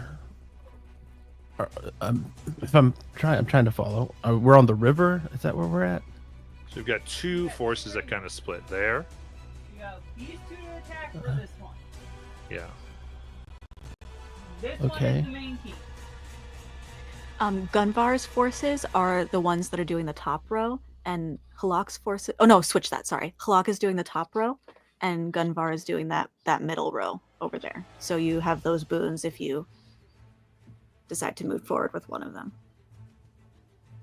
Okay. I'll. Yeah. So on the map, V9 is the main stronghold, and then there's V8 and V5 as far as ones that have not been conquered yet. This is Okay. talking about the map in raiding on Discord. Those have the V markers on them. Oh, okay. Okay. Can I just? I don't know what we're doing. Can I just attack one? I'm trying to follow, guys. I've been battling a computer and I'm only catching glimpses of what we're doing. Absolutely. So yeah. So there's three. There's really two because to go to that one is to begin the other phase. Okay. So what are the two? It's the escape route, or there's a heavily fortified, probably island. And okay, so the two that are together, I would assume I would attack that one, right? That one. Okay, cool. That's going to be the escape route. I love it. So the villages have hastily arranged 4 covered wagons and oxen to escape the Battle of Aristot. Okay. If you can catch them in time, the wealth they're fleeing with can be yours. So, how many raiders are you committing? I am so sorry. I don't know. Can somebody help me out, please? Sure. So, so far we've split the groups up. We have some in reserve. The top group closest to the target had 20 last time, and so that's how many troops that were there. But depending on how many troops you commit, determines whether it's Okay. like sometimes you may have more than you need, sometimes you may have enough. And How that'll much affect has everybody else the been rolls. using? Like, So far, 25 and 20 is sort of where we were. 25 has Okay. been sort of the lower track, and then 20 was the upper track. Okay. It also more says the people- escape route, it might do a little bit more. So roughly 25. It's Yeah. 25-30 is where I'd go with Jackie. Okay. So we'll do 25. 25. All right. Very Nice. good. No bonus, but we're going to go ahead and give me the rating roll, which are 2d10s. Okay. And this is Helix. We can re-roll if we need it. Yeah, I think the d4s still apply, but Yep. so it's 2d10s and 2d4s, but I need to know if there's doubles on the d10s. There's not. 2d10, 2d4. All right. Let's say 18. 18 total. Wait, I'm sorry. Wait, no, that's not 18. That is 15. 15. Okay. Okay. We can roll this if necessary. All right. This is victory with minimal losses. So that's 2 will perish.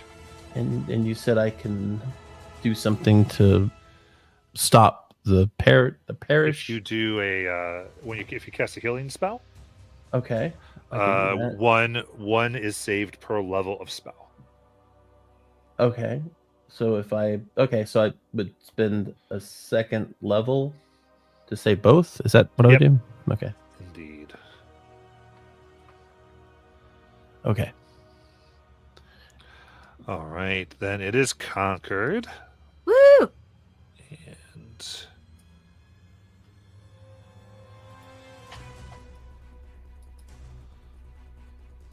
okay. So I actually got a little wrong. What was the total you got again?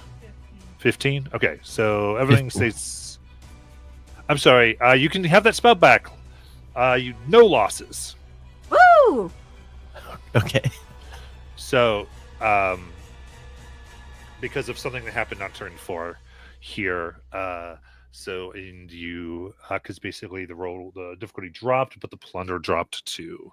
So, because it took the amount of time it took to get there, 25 pounds of foodstuffs,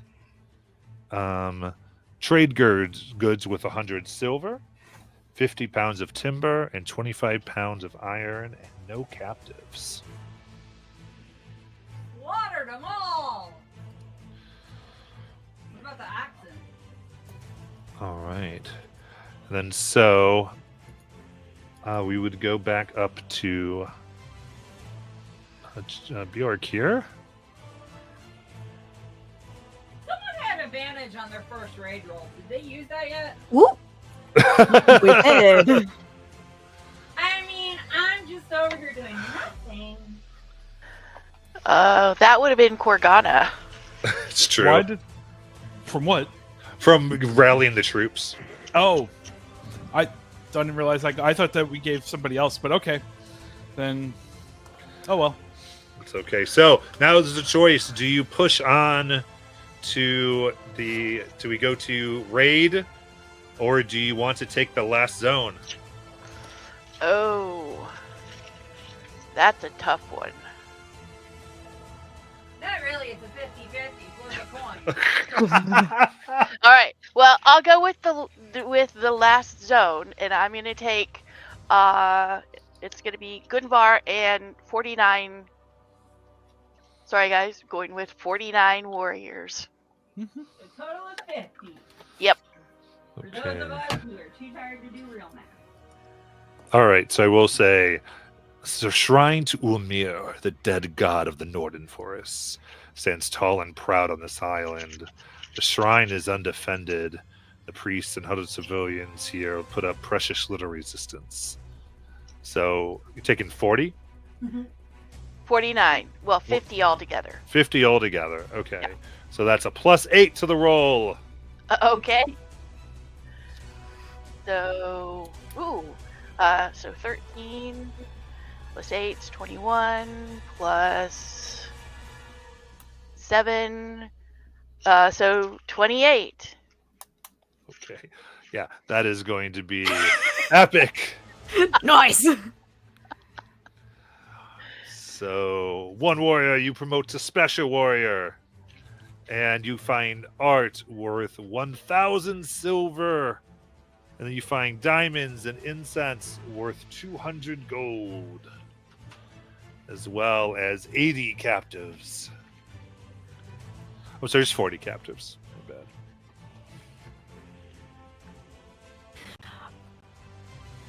Do all of the epic successes come with a special warrior or no?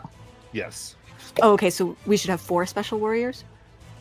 You've gotten 2 epics. The Oh, rest okay, were got it. remarkable. I see.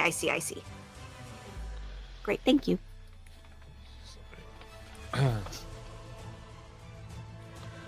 Very good. Again, somewhat straightforward, but with that, are you ready to plunder into the Longhouse? Yep. Yep. Okay. In that case, we're going to go ahead and take our break. And we will come back.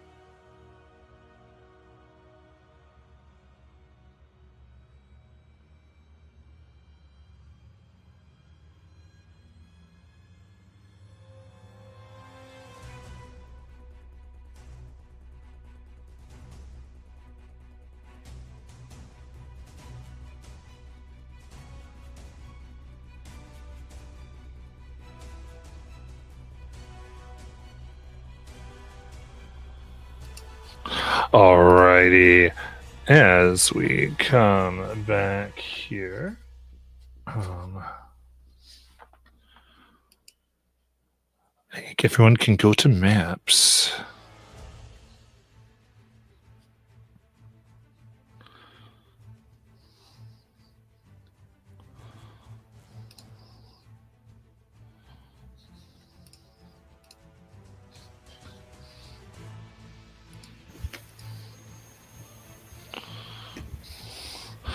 And get your tokens going.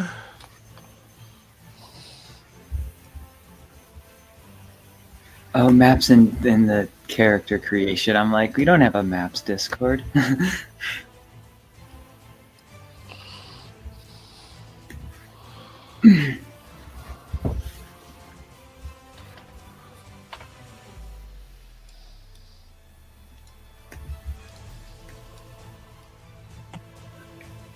Matt, I'm sharing the map.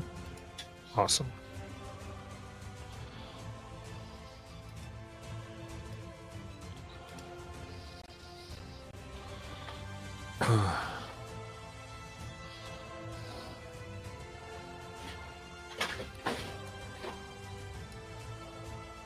Okay, so let's see. 1, 2, 3, 4, 5, 6. I need one more. Honey, Orin, Hist, Asphalt, Bjorg, and Griff. Okay, so we just need Korgana.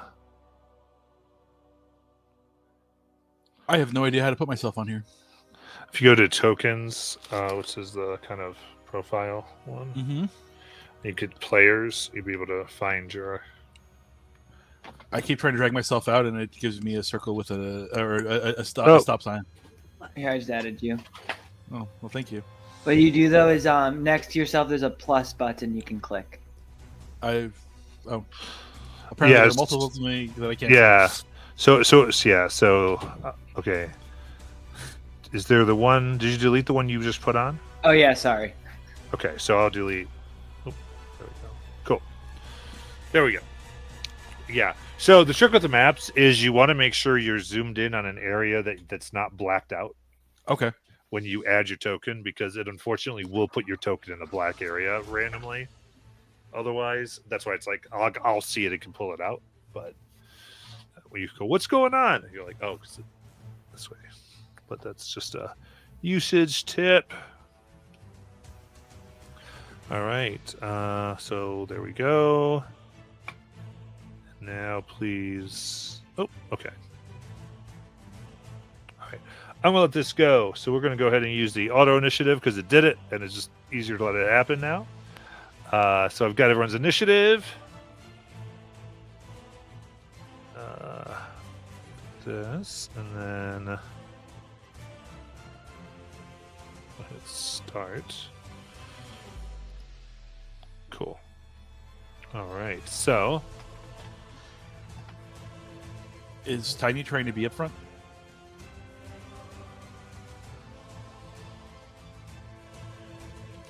yeah, you can get an initial thing as much as you want.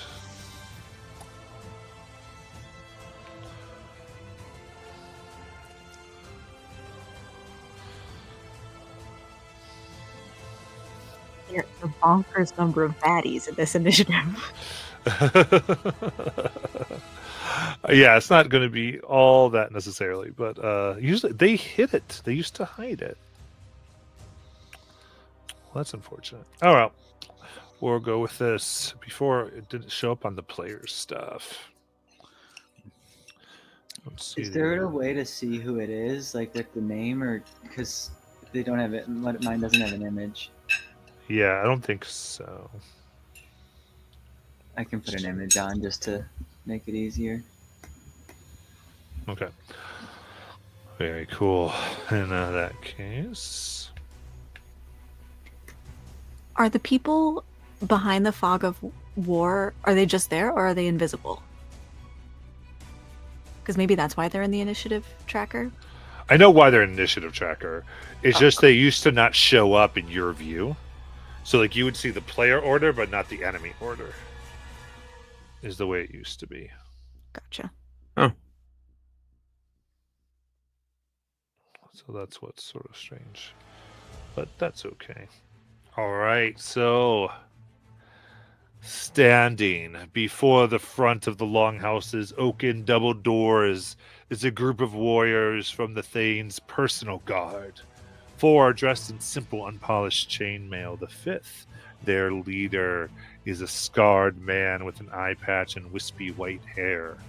He's clearly seen at least 60 winters, but he holds his sword well. Valicans! He speaks the Valican tongue with a Valican accent. Brutish dogs, depart now, lest I put ye down like the curs ye are. Is there a Volk accent to that, Matt, or no? It is Valican. Oh, well, okay. Well, I wasn't sure if there was different dialect sounds based off of clan. Okay. Well, no, the most you can get is the Valican accent. Okay.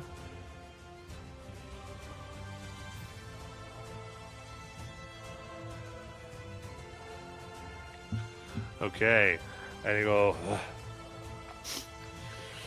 Be honorable and one of you face me one-on-one. It would be my pleasure. So, I do want to say, so in this, remember your idea is to raid and get in and out as quickly as you can. Is the very base of this. Long you take, while all this is going on, thematically and then cinematically, all your raiders are still fighting elsewhere here. So, in that case, is this going to be one-on-one then?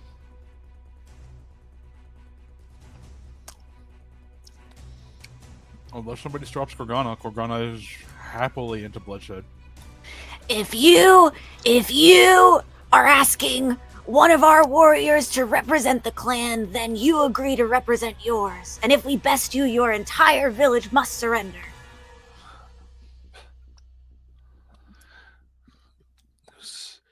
Fine. All right, great. Wrap it up nicely, Corgana. You got this.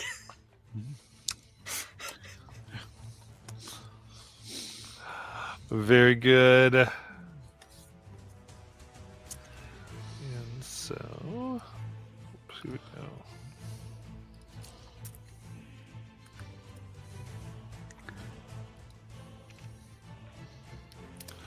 All right, then. Okay, so let's see. Kurgana. I'm not gonna. Well, actually, I do have to go through. Well, I'll just count how many rounds from here. Then I'll update it later. To make this a little bit easier. So, okay, yeah. So they got initiative on you. Okay, so maybe they didn't. Yeah, they barely got it above you. Matt, time out for a Yep. second. So there's a mechanical element of time as well, right? So the longer this combat takes, it affects what's going on outside of this combat. Correct.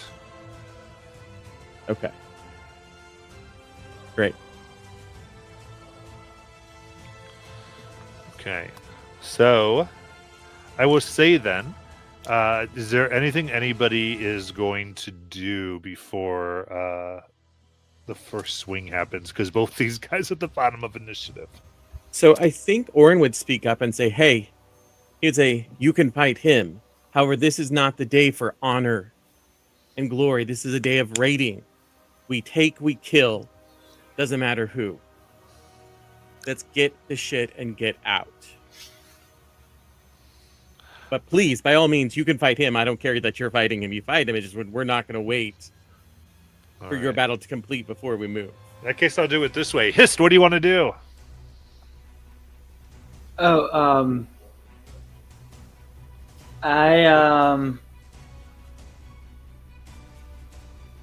it seems like I want to cast Blur on myself, honestly. Okay, sounds good. And then I'm gonna try to I'm gonna just try to like kind of run past everyone. I don't like Oren said. I'm kind of more focused on the raiding aspect of it, and Hiss doesn't want to get in the fight.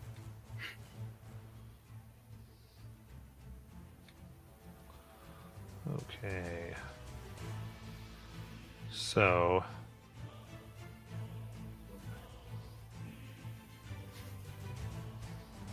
All right, so you're trying to go right ahead through the oak door. Yeah. Okay. Try not to run by Lars if I can. Run by guard D. Okay, so what's your movement? 30. Okay, so 5, 10, 50. So yeah, you just move yourself however you want to go here, because they are standard that way. 10. Oh yeah. Wait, it's No sorry. matter which way you go, you're gonna get somebody Is stressed. this the door? Yeah.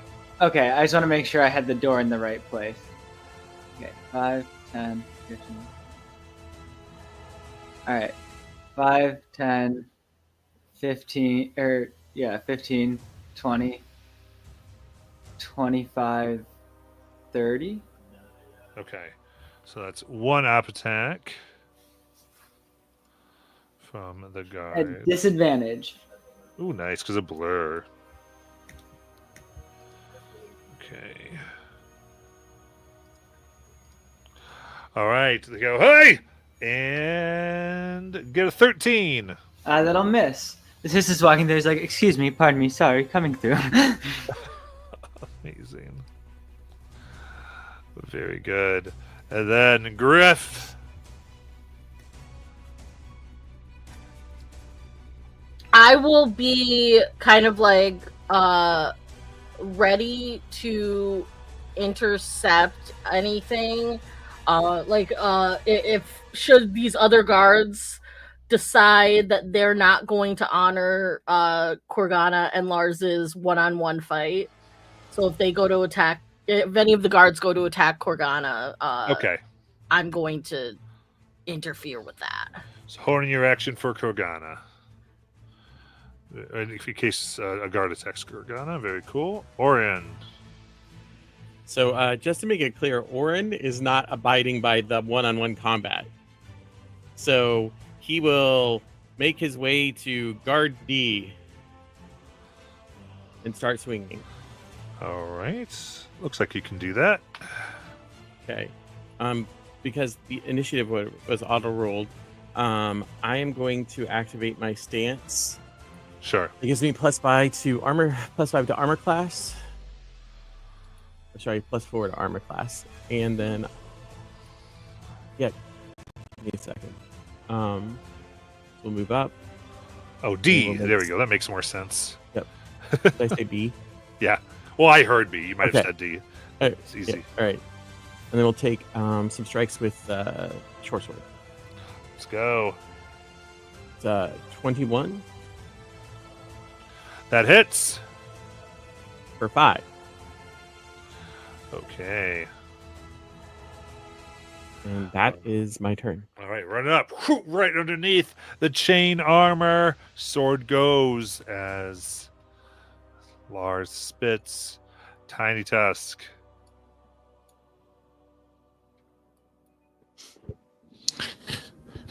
Okay, I will.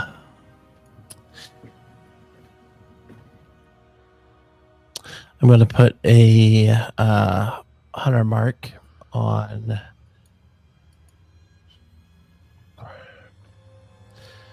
Put one on guard A. Got it. And I will use my crossbow here.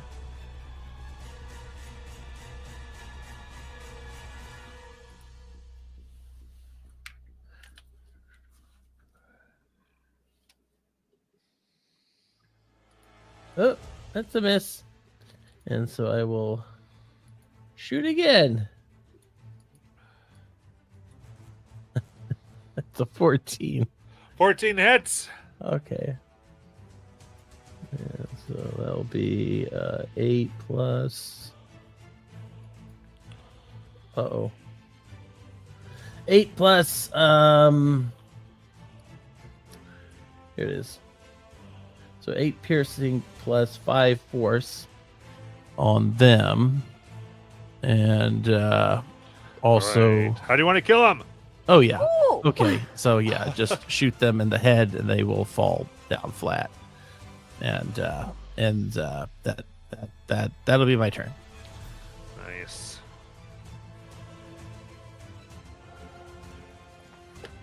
Bjorg.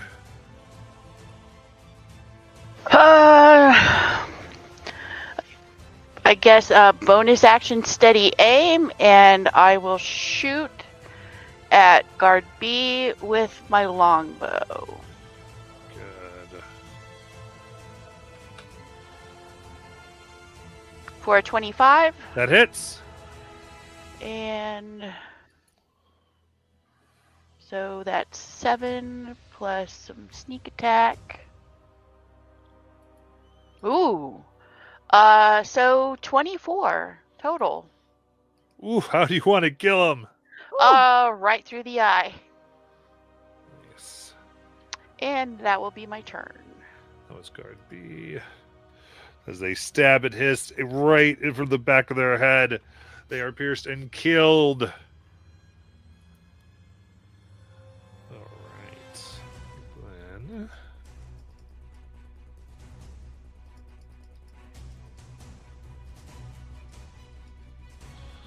we've got the guards. So, yeah, seeing at least that Korgana had accepted it, they will leave because no one's doing that. So I think, yeah, they're going to go ahead and run up here to Tiny Tusk. Matt, isn't Asphalt before that? Oh, yep, I see that. I missed Asphalt. So tiny. Asphalt, go ahead. Thank you. Oh, okay. My screen. I'm glad it's like so visible. You can see me do the dumb thing. Matt!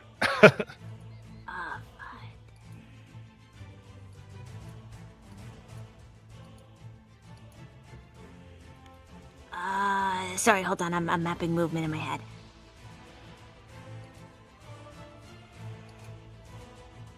Dang it. Okay, I actually think I'm gonna follow Hist's lead and just kind of try and run into the stronghold. And as I'm moving, I will bonus action Shillelagh so that it's ready. And I'll just take my 30 feet of movement, which puts me right... Hello? Yeah? Right here. No, hello to Okay. myself, not to you. Okay. So I'm right here. Okay, and that's it for me. Very good. Then let me...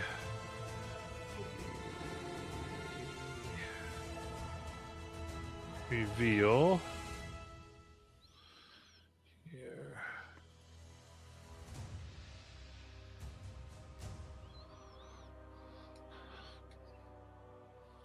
Okay.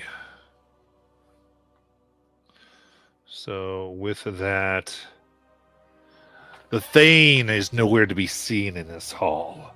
Villagers who fled to the stronghold huddle beneath the benches, clutching their valuables and praying that you won't notice them. Valuables are strewn about the room upon tables and benches.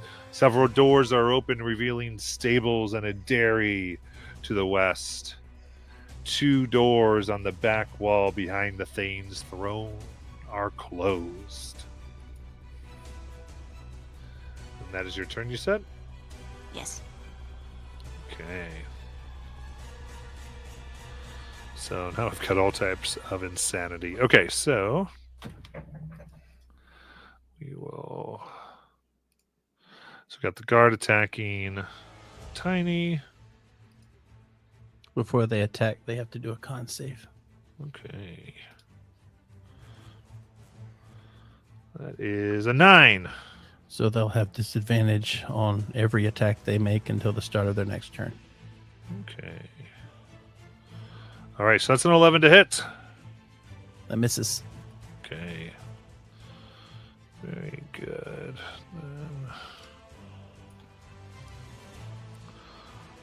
This goes to the one on Orin.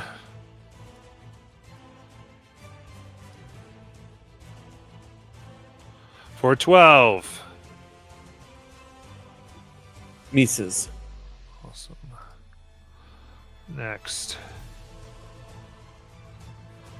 Okay, running up, we have a guard coming to Asphalt. Okay. As they take their spear and try to plunge it into you for a 14. Miss. Nice. Next. Flanking you is the next one.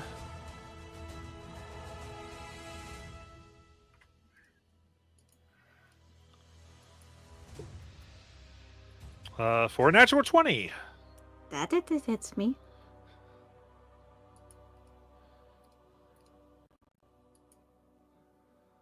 Okay.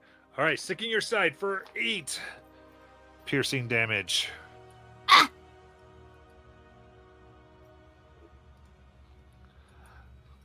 Then let's see here.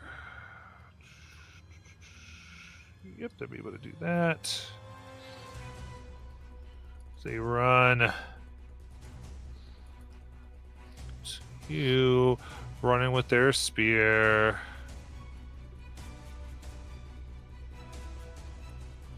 For 14. Miss. So I thought. And then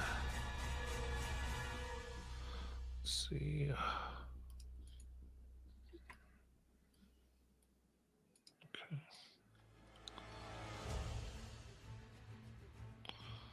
Yep. Cool. So this one then runs up and takes one of their spears and lobs it at Asphalt.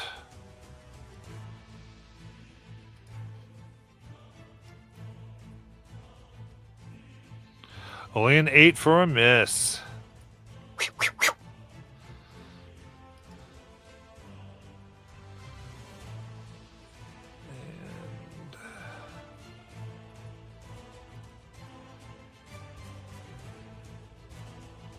And we missed a few of these. Okay, so then you come up here. Then here, down there. Here.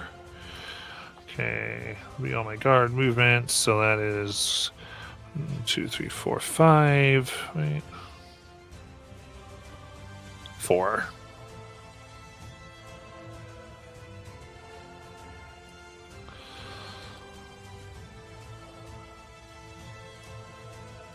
So we got first spear going. Let's see, 19.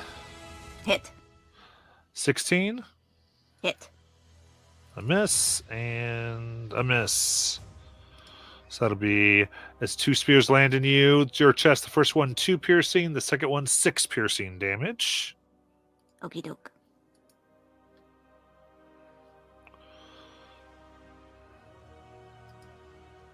Okay. That brings us to Lars. One Eye, the person blocking you.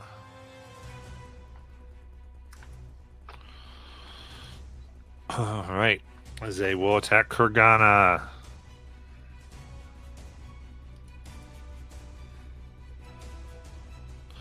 Natural 20. Large sword here. For 13 slashing damage. Then 18 to hit Kurgana. Sorry, 20 to hit Kurgana. I believe that hits for 4 slashing damage. Donald, on you are the muted. first- Yeah. Yeah, thank you. On the first one, I would have used my reaction to gain 13 temporary hit points. Okay, cool. And then take 4, you said? Yep. Okay. 13 for damage. go. Sorry, I didn't know. No, I was muted. That was my problem. I was trying to say things when upon hearing the critical hit. I'm like, I'm going to use my reaction on this. Very good. That's her turn, and then we'll go to Kurgana. My friend Orin is right. Today is not the day for honor, friend. And I'm just going to whirl around him.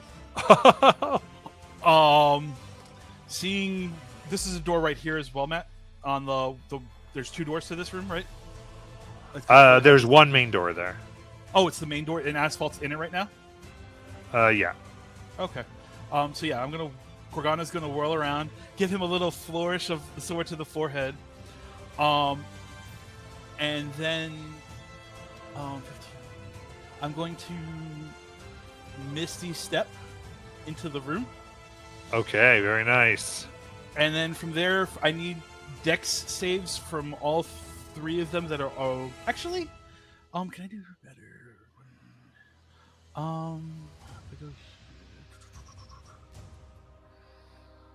Actually, yeah, I'll just go. And these are hawks as well in front of me.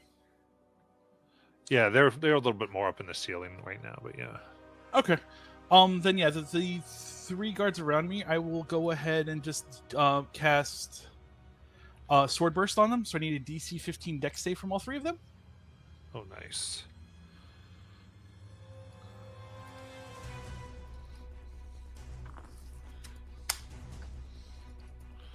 So Dex.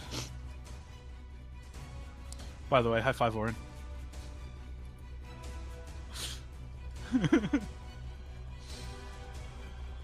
Okay, 2 fails and a success. So the 2 that fail will take 8 force damage. Okay. And I just snarl at them.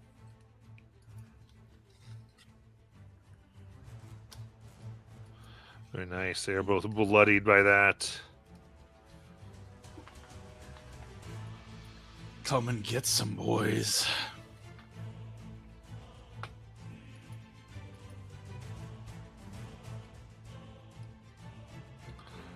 Very good.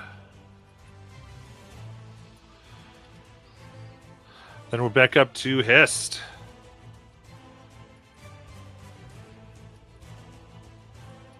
Okay. I will shoot a scorching ray at each of the 3 around Asphalt. Nice.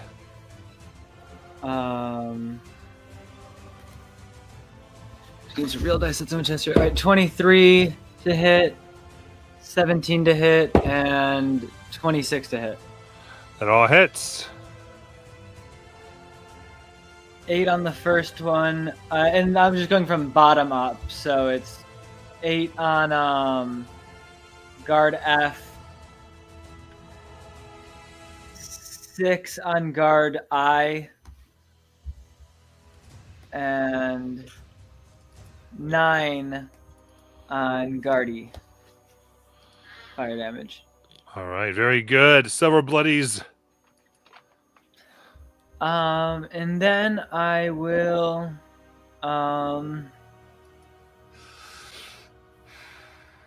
gonna pass. Good. Griff.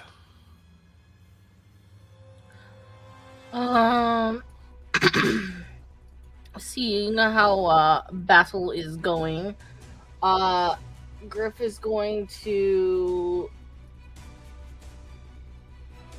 go over to guard D and attack that one.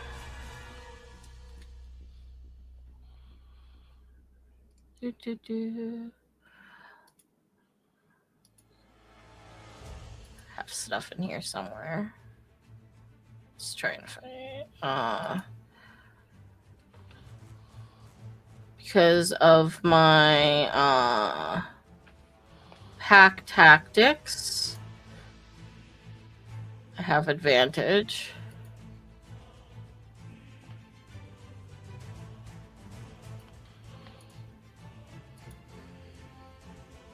That's a natural 20. Nice.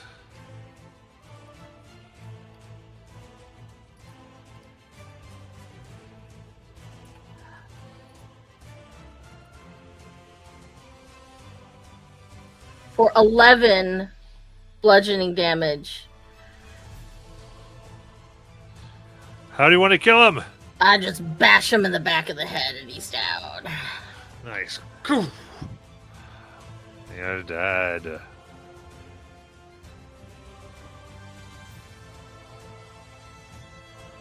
Anything else? That's it. Okay. And Orin. Yeah, I'm gonna swing at. Oh, he's gone. So I'll move over to One Eye. Nice. I guess I can move myself. That's how this works. Spoiled by Arts Department. Yes, definitely spoiled by Tripper. And I'm like, wait, why isn't my character moving?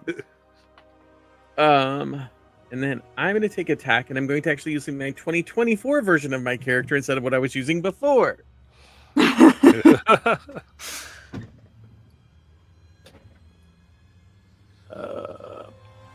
That's a 12 to hit. Oh yeah, no, that's not gonna hit Lars. Cool. Cool. That'll be my turn.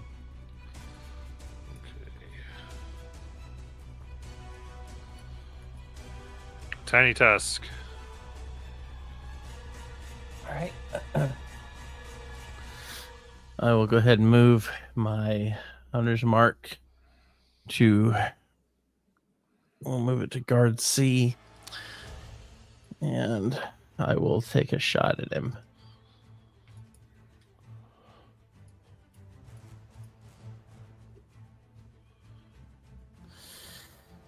$15. That hits.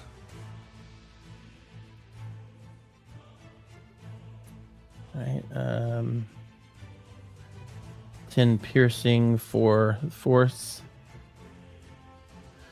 And I will take another shot. Okay. That'll kill him. Okay. So with him dead, I will go ahead and take a shot at One Eye. All right.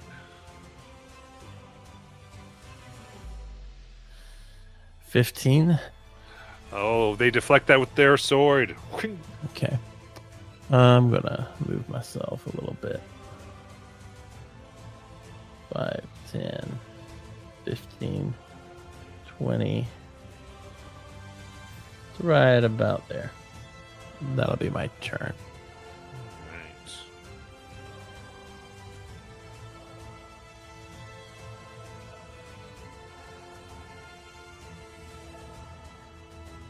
And Bjorg.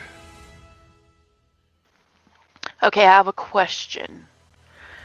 When it says that you can use a maneuver on a ranged attack with a thrown weapon, that means it has to be like a dagger or an axe or something. It can't be an arrow. Correct. Okay. In that case, then, bonus action steady aim, and I'm gonna aim at One Eye. Ooh, very nice. Okay. For a 25. That hits. So 5 piercing and additional sneak attack of 16. Oof. And that will be my turn.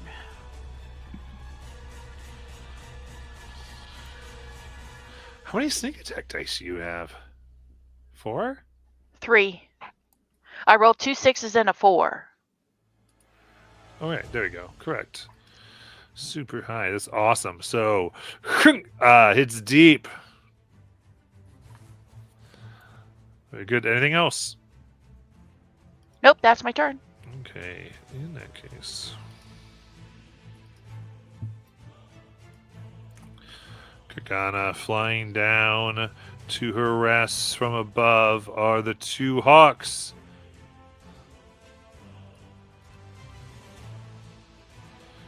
Here.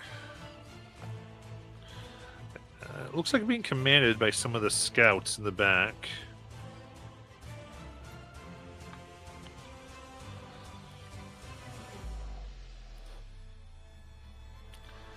The first one here, 18 to hit.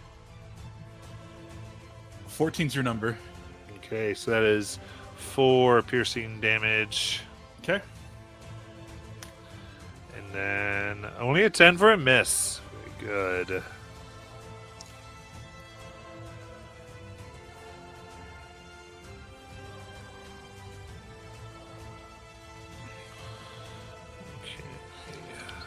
So,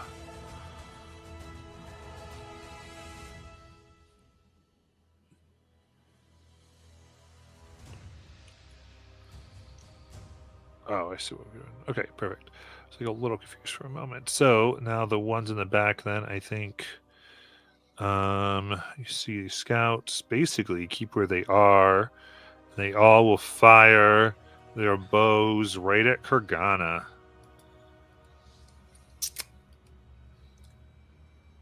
It's not asphalt.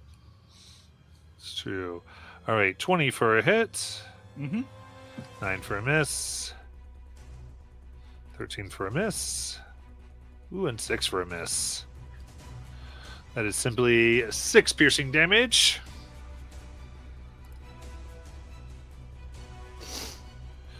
That's the 4 that are in here. And it's going to be asphalt. Okay, I am going to wave at everybody in this room, and then I will take a nice spicy step backwards, and I think I'll take an op attack from guard I. All 3 actually. Oh, am I not in melee anymore with E and F? Oh, well, I guess because you're doing it. Yeah, I guess just the 1 technically. Yep, you're correct. That's the way I was looking at it. You're like, whoa.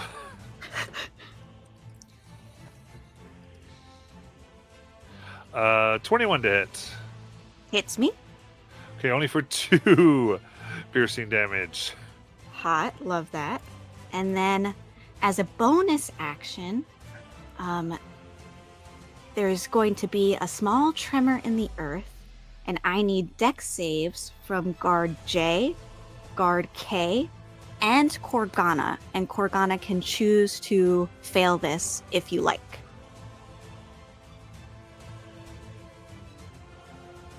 It's a DC 15. Korgana, I am trying to move you, so you can choose to fail this if you would like to be moved by Asphalt's intent for this round. I think Korgana will try to resist. Okay, it's a DC 15 dex save. 9. Okay, great. Okay, the other 2 succeed. Oh, that's stinky. Okay, well, I mean, life goes on. Korgana, you are going to slide away. I'm gonna put you here. You slide Okay. 15 feet.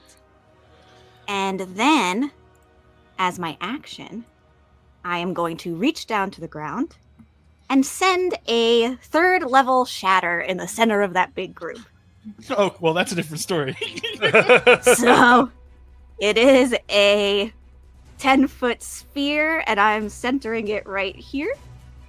Okay. So I believe that's everybody in that cluster besides J, Korgana, and K.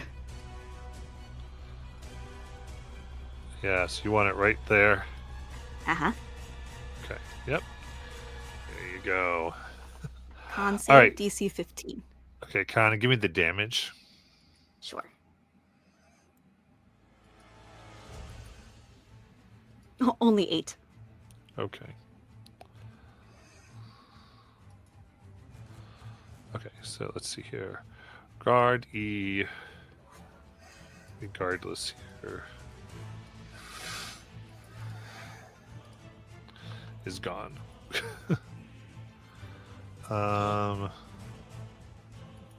Guard G, regardless, is gone. Okay. Guard L, regardless, is gone. Okay. Okay, so now we make the saves for I, F, and H. Okay. Cons. Do the hawks also? How high in the air are they? I'll get the hawks. Yeah, you're right. Okay. Okay. So you said it was 8 damage, yeah? Yeah. Okay, so 8, and then 8. I will take 4. So we got 2 of those bloodied. Then let me get down to the hawks.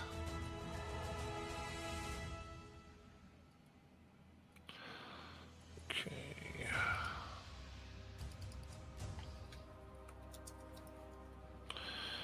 And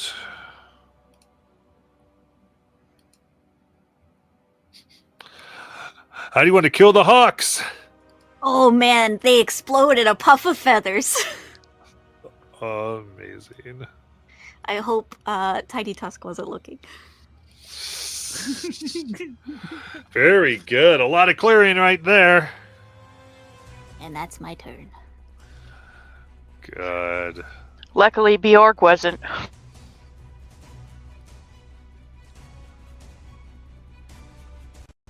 Does Bjorg love hawks? To her, it would have been a harmless creature, but hey. Okay, so I can get kind of Telling you the heart. Okay, so these 2 guards will go ahead and try to stab Asphalt with their spears. 17. Hit. A 12 for a miss. For 8 piercing damage. I'm going to use my reaction to reduce some of that damage. As the hit comes, one of the runes that I keep on my body gets smudged. Okay.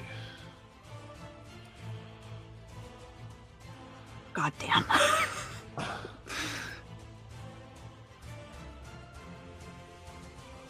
Cool, so then coming up here, we're gonna go there, there. Yeah, coming around here to Kurgana.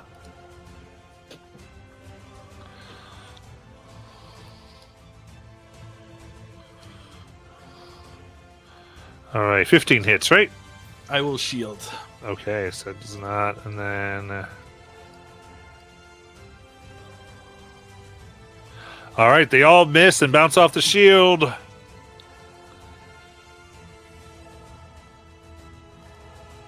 made poor choices, boys and girls.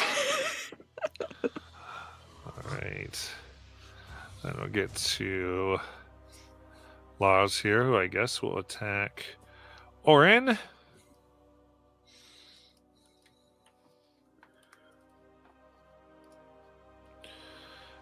we go. 7 misses. And a 24 to hit. The 24 hits. It's 2 points over my AC. Nice. 8 slashing damage.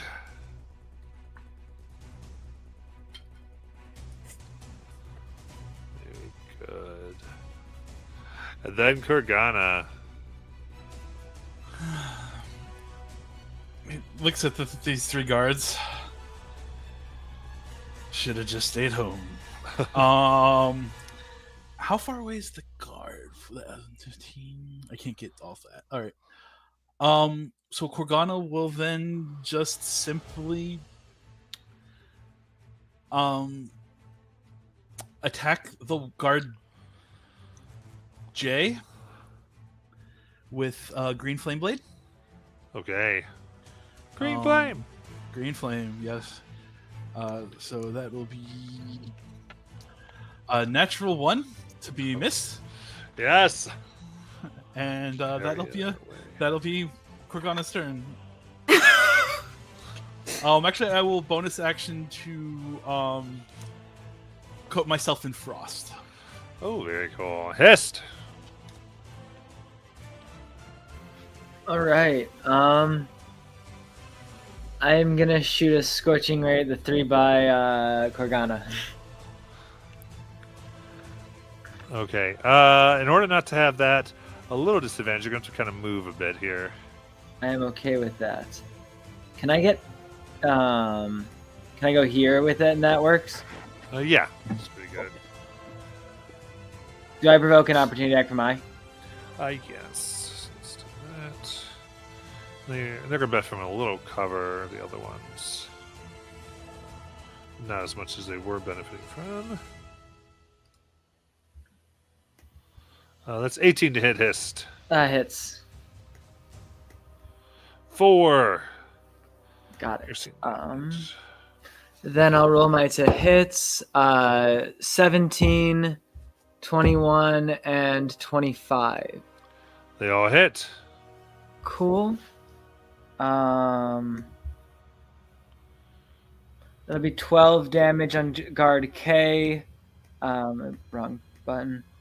9 damage on guard H. And 6 damage on guard J.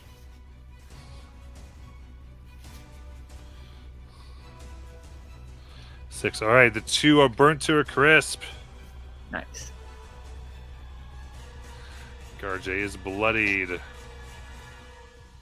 That'll be it. Griff. I'm gonna go up behind Lars One Eye. I'm gonna attack him.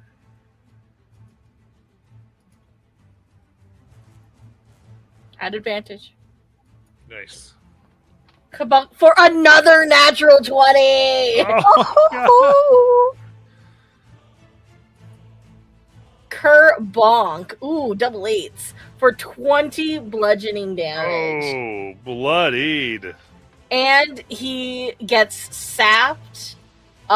So his next attack roll is before the start of my next turn is at disadvantage. Very nice.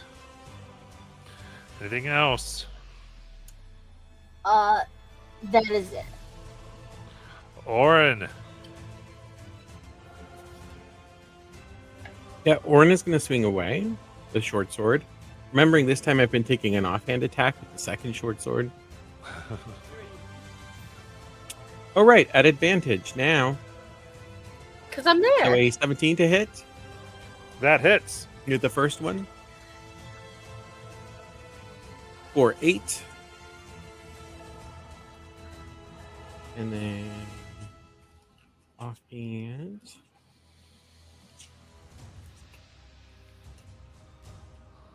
$26 That hits as well. for 4 more damage. Nice. Looking bad. Anything else? Nope, that'll do it. All right, Tiny Tusk. Okay. The guard I and F, are they behind a wall? Yeah. Okay, so I can't see them, correct? Not quite. No, you have to get a little closer because there's a door there, but you have to get repositioned. Okay. And did I see anything attack through the door? Yeah, I mean, Esquart's fighting them through the door right now. Okay. All right. Okay, so knowing that then, I assume there's a door right by guard I, is that correct? Yeah, the door is like the width of INF there. Okay. 5, 10, 15, 20, 25, right about here. Okay, I will Hunter's Mark guard I. Okay. And go ahead and fire.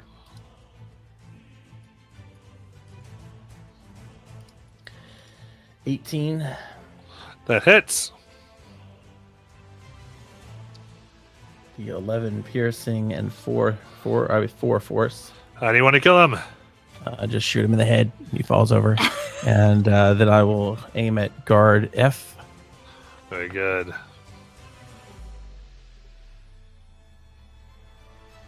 Uh, 17. That hits. That'll do 13 piercing. All right, that'll kill him. And so drop him. And so then I'll use my last little bit of movement here to duck back here. And just kind of wink at Asphalt. Like a cinematic moment for some reason. That's my turn. Bjorg.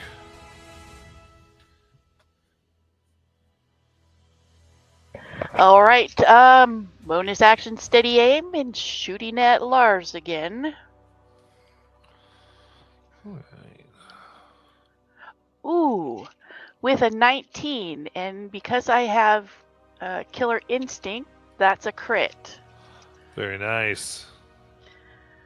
So, 5, 6. Well, that sucked, but 7, so 13. 5, so 18 points of piercing damage. How do you want to kill him? Right through the eye. Nice. We're gonna be the That's what one-eyed our- marauders. Yeah, that's what her steady aim is for. Nice. Anything And else? that's my turn. Okay. Oh, well, now that everybody's out here, I can run into the other. Correct? Yeah, you can move. So, I move into here. And that'll be my turn.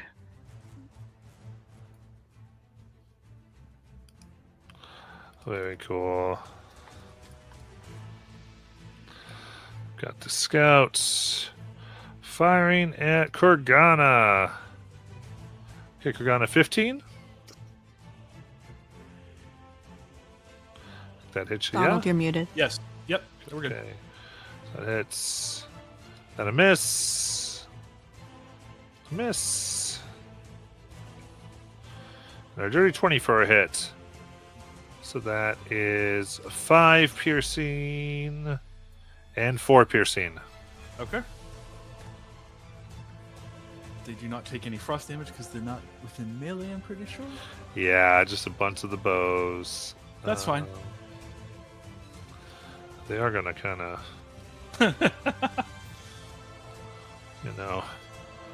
move back here at least.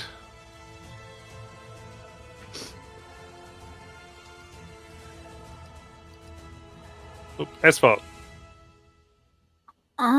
Okay. I think I'm going to bonus action quick step, using the ground beneath me to propel my steps, and I gain 10 feet to my movement. And then I think I'm gonna kind of hop over. Wait, hello? I'm not on the right feet. I'm gonna hop over here. I'm gonna try and drag Lars's body back with me through this door. And I think I can get there with my 40 feet. Yeah. And Drag I a Lord's will- body in. Yeah, and then I say, your commander has perished! Surrender now, and maybe we will spare your lives. Like Charlotte, like, that's not our commander. I know. Oh! Interesting! That's what I said, though! I love it.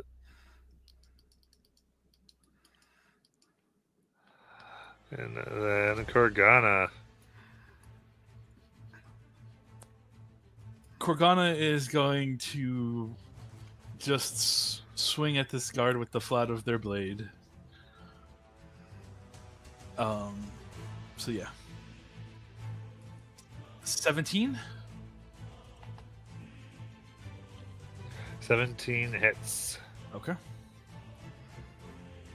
For 12 non-lethal damage. Okay, so you're just knocking him out cold. Yeah, the big greatsword just comes around and just dongs him in the face. Okay, he's grayed. He's All knocked right. out. And then Korgana will step across the table. Which one? Where's the doors on this map, Matt? So, you look here. Yep, okay, I see it. So let me get to my pointer. So this is a door here. Perfect. Korgana's gonna go up to it. Knock, knock! Raiding party! Surrender or die!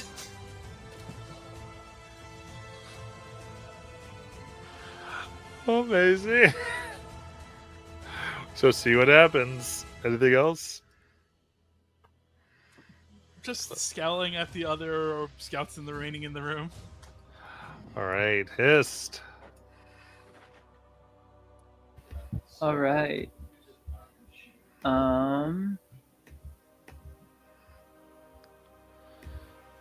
Sorry, I'm just. I'm gonna walk in.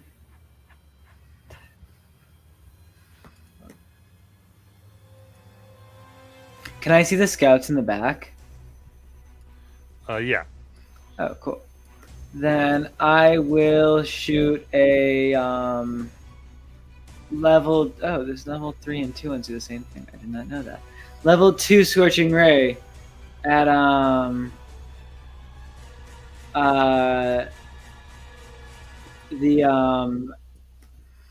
at Scout C, A, and D. Okay. All right, for Scout C, only 11 to hit. That hit? No, that does not hit. Sorry. 14 for Scout B. That hits. Or D, I guess. And for Scout A, 22. That hits. All right, so I hit Scout A and B. So for Scout A, 4 fire damage. And for Scout D, 5 fire damage. Very good. That'll be it. Griff. Okie dokie, I'm going to move into the building. So that's the doors where asphalt is, correct? Yeah. Alright, so 5, 10, 15, 20, 25, 30. I will see guard J. They're unconscious. Oh, they're unconscious. Then I will see the unconscious guard J, and then I think I can distantly see Scout C. And they are 5, 15, 20, 25, 30 away.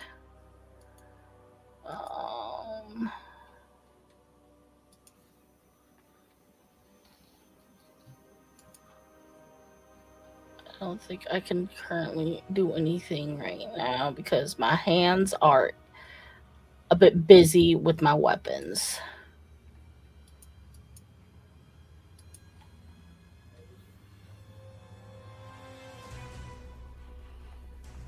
So I think I will no. I think I will just I have moved into the building. That was good. There we go. Orin. Orin also will move into the building.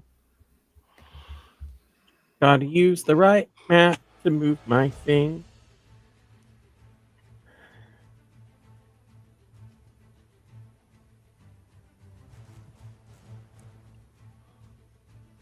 My speed is reduced to 25 because of my stuff. And then will Chromatic Orb. Second level at Scout B. Which scout again? B. Okay.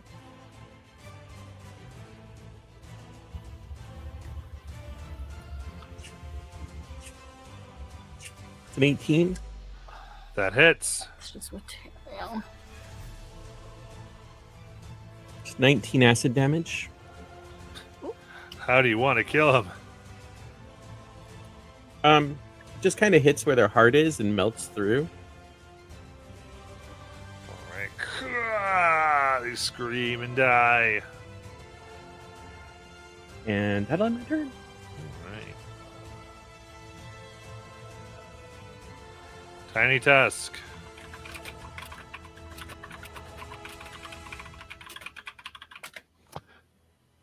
Okay. Yeah.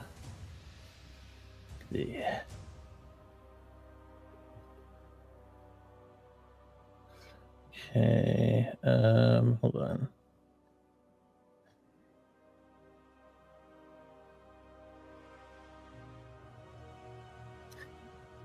Can I can I dash myself to slam against the wall? I guess so. All right. So I'm going to look back at Asphalt and I'm going to say, just like in his bedroom. And then I'm just going to scream. Ah! Try to break through the wall. Oh, we're taking action to break through the wall. So, but you dash and run right into the wall. Yeah, I definitely run right into the wall. Probably knock myself prone. Amazing. Anything else? Oh wait. Oh no, I don't have that yet.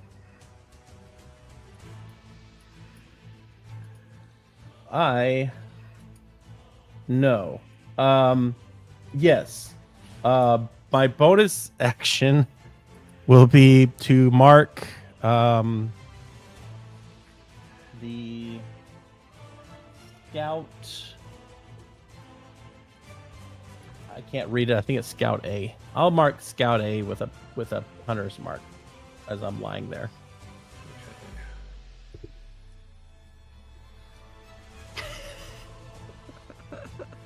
Sounds good. You're like, oh, hey, buddy. You're marked. Okay, then Bjorg. I am going to bonus action dash up here next to Korgana. And I am going to use my action to inspect the door for traps. Okay. Yeah, give me a perception check. Perception or investigation? Must be perception. Okay. Ooh, 22. Okay, you don't see any traps. Okay. And that really is my turn. Since that was my action. Yes. Asphalt. Okay. Seeing Korgana and Bjorg move. Oh, to I'm the sorry. I door forgot and- to actually do the scouts. Sorry. They're going to fire Korgana. The scouts in the room go first. I just got confused. Mhm. Here we go. That misses Korgana. That's an at 20. Okay. Okay, that's a miss. So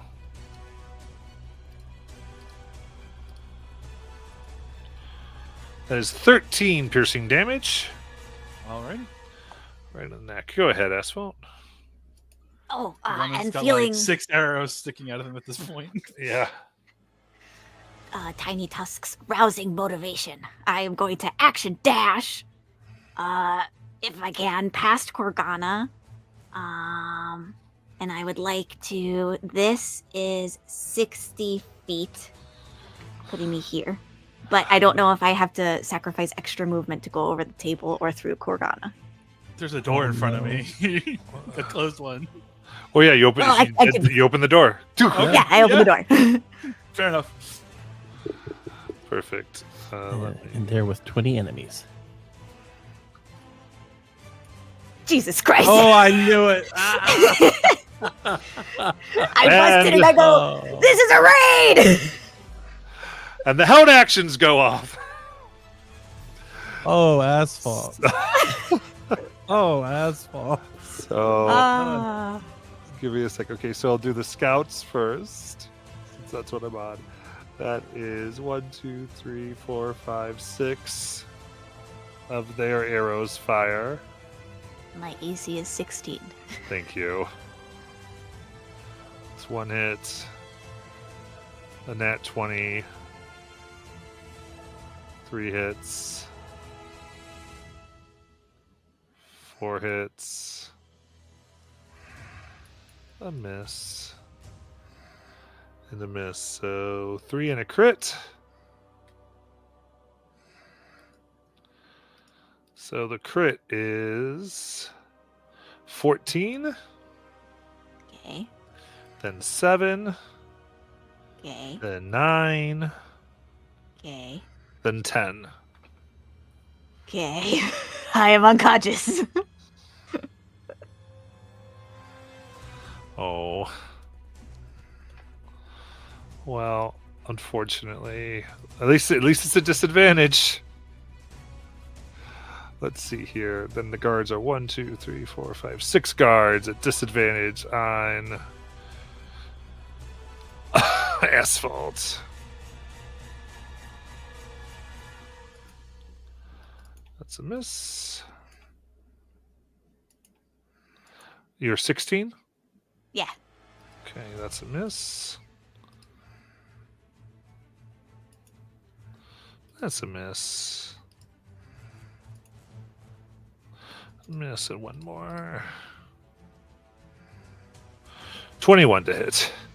Okay. So that's 1 failed death save. Understood. Okay. Then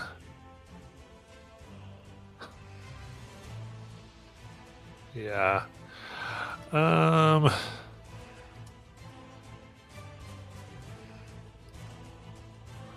Matt, don't feel bad. We know what we signed up for. Okay. Don't I feel lost bad. lots of characters. Here we go.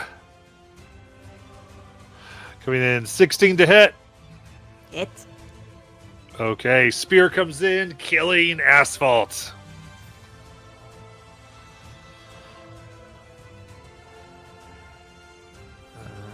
And then we have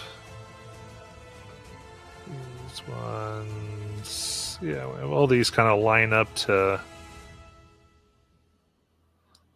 do regular attacks on Kurgana, and then the other ones are do ranged attacks on Kurgana.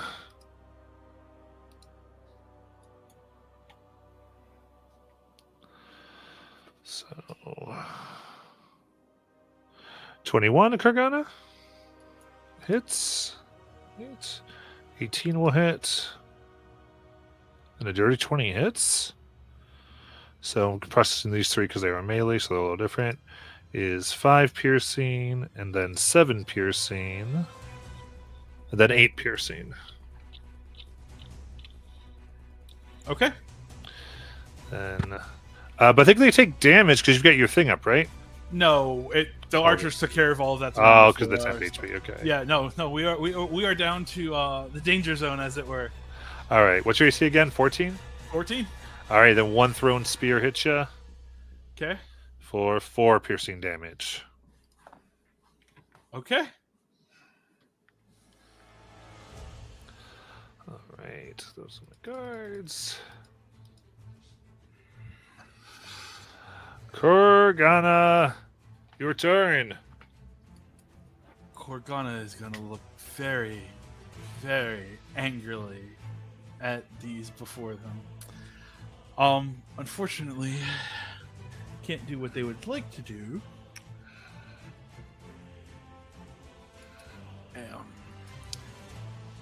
Asphalt's down, and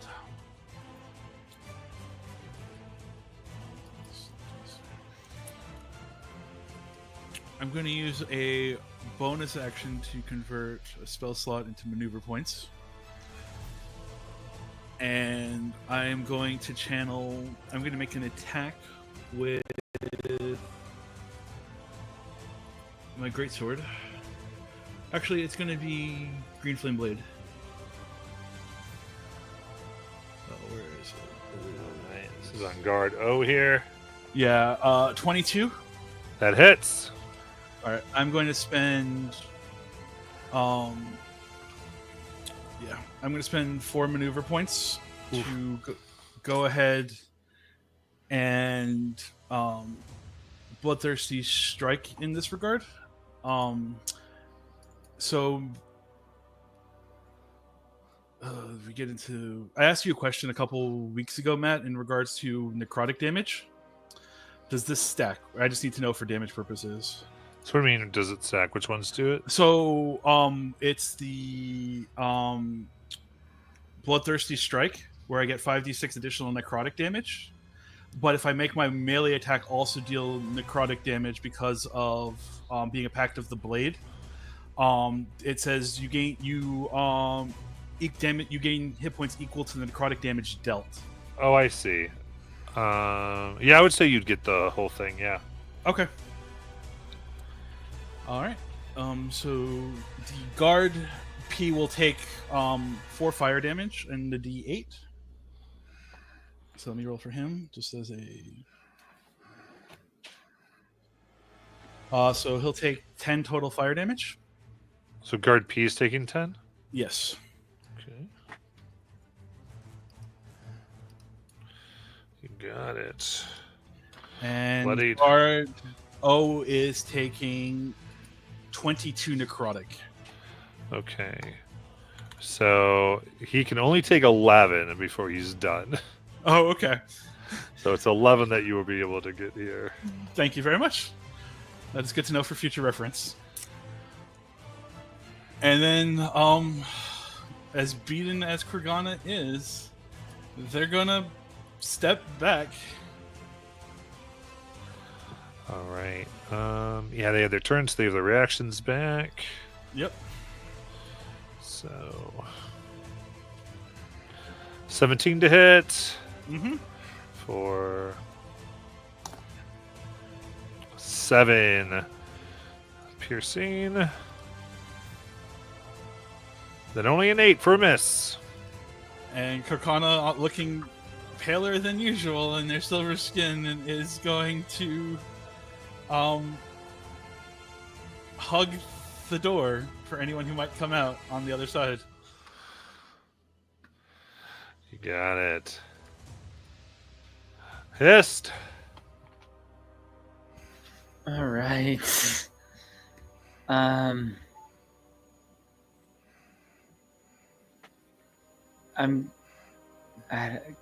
I guess I can't see anyone back there.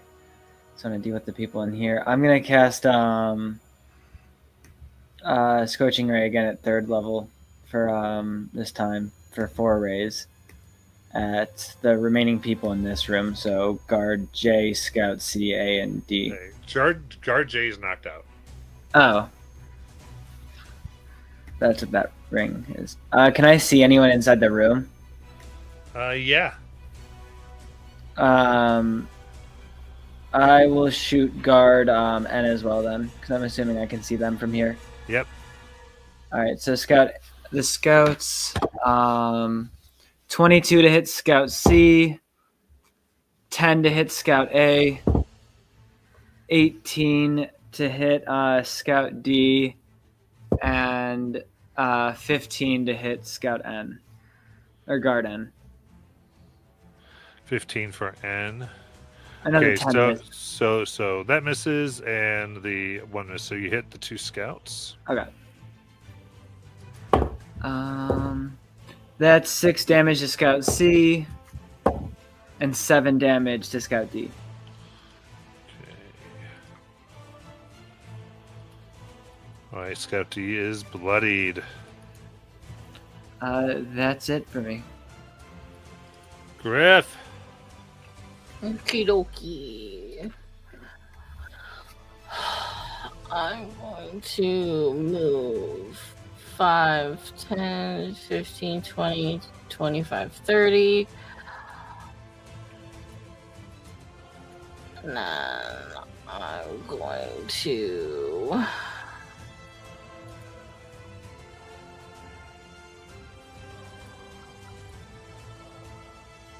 going to channel my divinity. It's my action. So that's my divine stance. I gain temp hit points for my proficiency.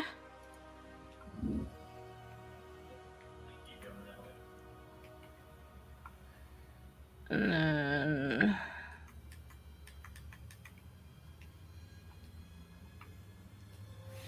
that's an action, so I can't do that. Then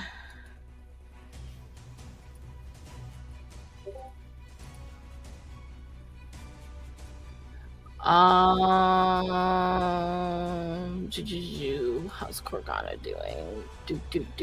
Oh, very, very badly. Very badly. I just pulled it up and I was like, yeah, that's very bad. So I will bonus action healing word Corgana. Nice. So Corgana, you get. Oh, I hate all those. I hate that one. But 15. Every little bit helps. Thank you.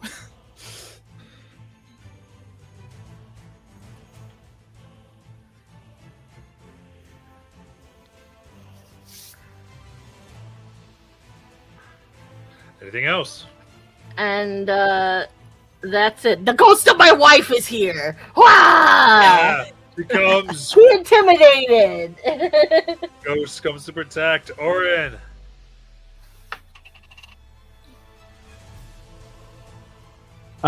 So hearing that Asphalt is down, Orin's as a bonus action shifts stance. So my armor class is now 17, but I gain 10 additional feet of movement. Then I am going to move on the map, not on the screen I can see. 5, 10, 15, 20, 25, 30, 35, 40. Can I see guard M from here? Guard M, yes. Cool. I am going to, for my action, spend 3 sorcery points to cast Dimensional Skewer. It needs to make a con 16 saving throw, or it teleports over to me and I stab it.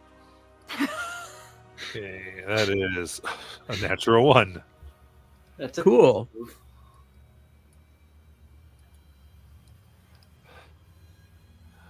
Bing. I get to make an attack against it with my blade.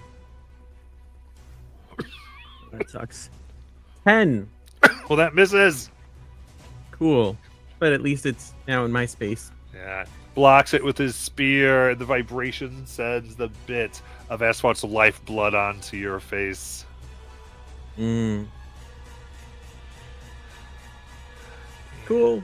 And we go to Cool. Tiny Tusk.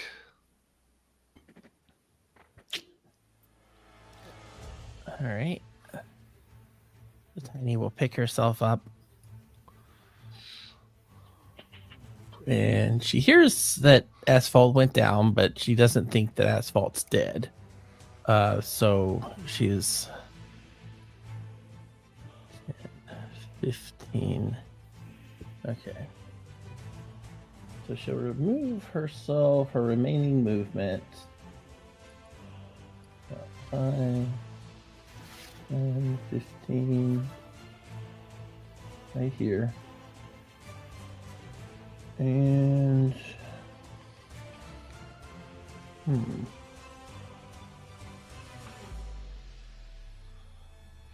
she'll do a I think it's a 30-foot cone. Let me check.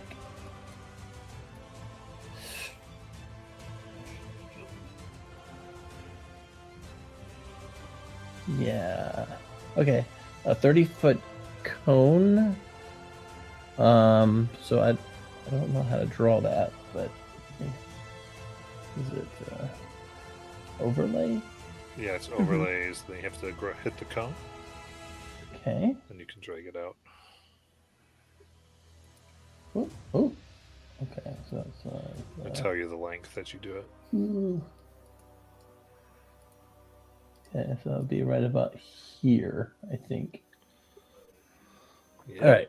So mostly affecting the ones in the back.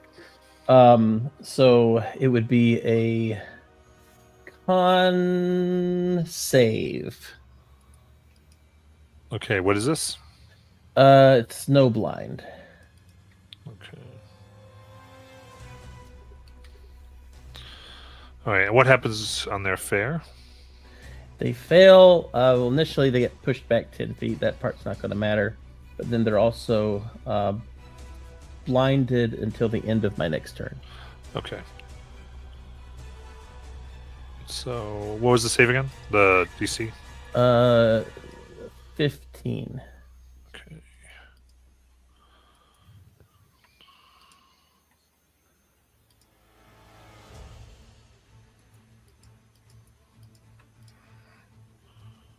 Okay. So,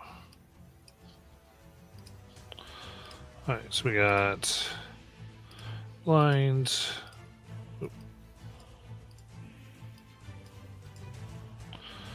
And lines.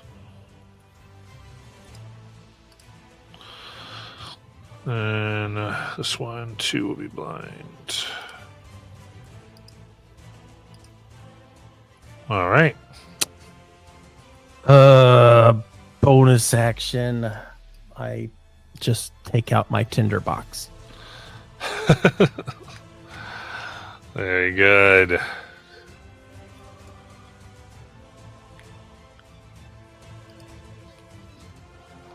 Bjorg. Okay, so just so I make this clear, Guard N and I are both on separate sides of a wall, so Guard N cannot see me, correct? Correct. Okay. Good.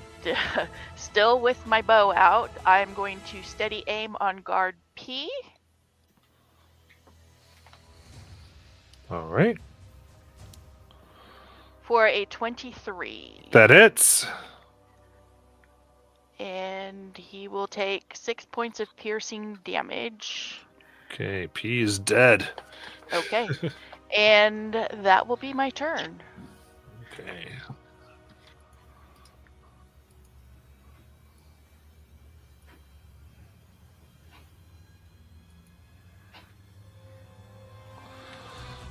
Okay, so initially here, Scout A fires at Kurgana. Do I have partial cover for the 2 allies that are between me and them? I mean, there's a point, but they're just sort of. I gotcha. Yeah, that has a point. I have to add. I was No, just at 1 true. HP. It's true. It's a good ask. But here we go. 15. To get you for 9 piercing damage. Uh-huh. All right.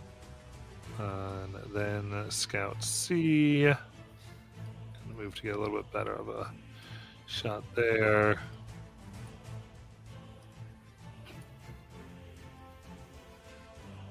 Oh, a natural 1. Woo! Then the last one there for 21 to hit. Uh-huh. For 6 piercing damage. Okay. Still up, huh? As there are now 9 bow arrows sticking in Corgana's flesh, yes. Perfect. Okay, so.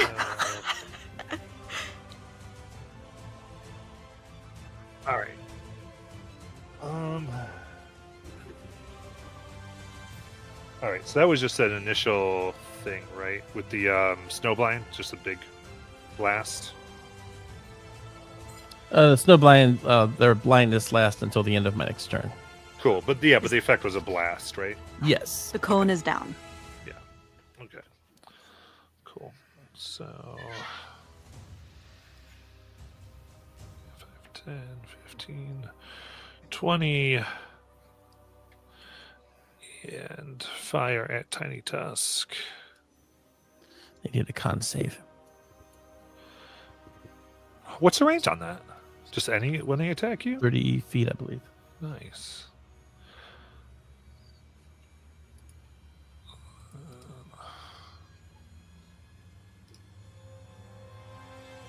There's a 19. That passes. Okay, so that's a 21 to hit. Yep. That is 7 piercing damage. Then a second shot for a 19. Yep. For 8 piercing damage. Then they'll continue moving.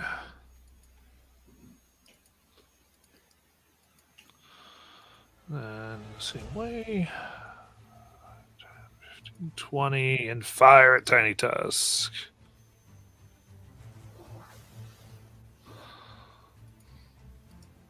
Is that once a turn or for the whole thing? Once. That's just my reaction. Okay. So miss. Second attack. Misses as well.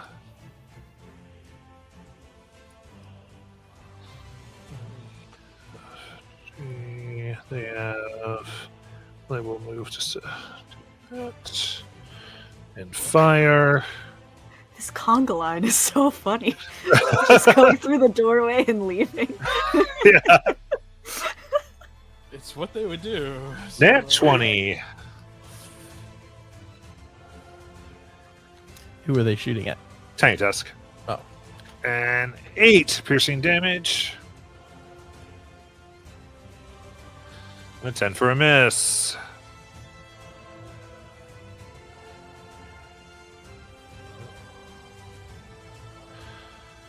EFDH. Firing at Tiny Tusk.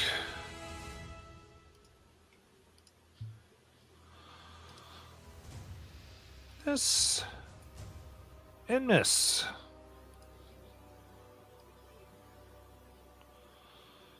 Okay.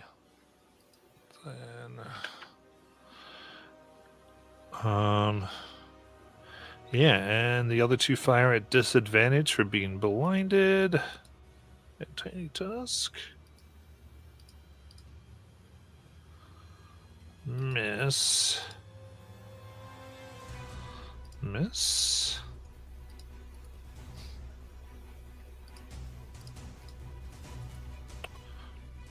Miss.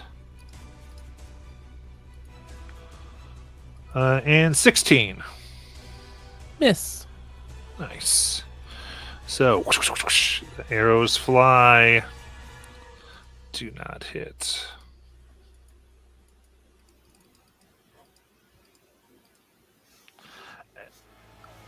The guards. Almost said asphalt. I did. Salt. Guard J is unconscious. Okay, guard M here. Oh, he's right by Orin. Okay. You don't get flanking now.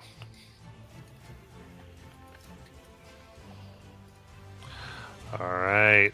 Swings, or sorry, pokes their spear only for a 13 for the miss.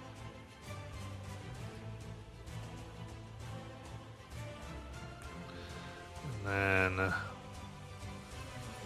we'll actually, yeah, they can just attack from here. So they're going to.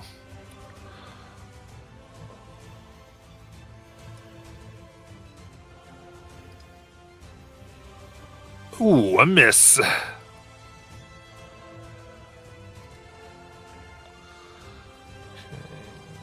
5, 10, 15. Yep, grabs their spear and hurls it, or one of their spears and hurls it. For a miss. And yeah, so at disadvantage, Gardar will throw that spear.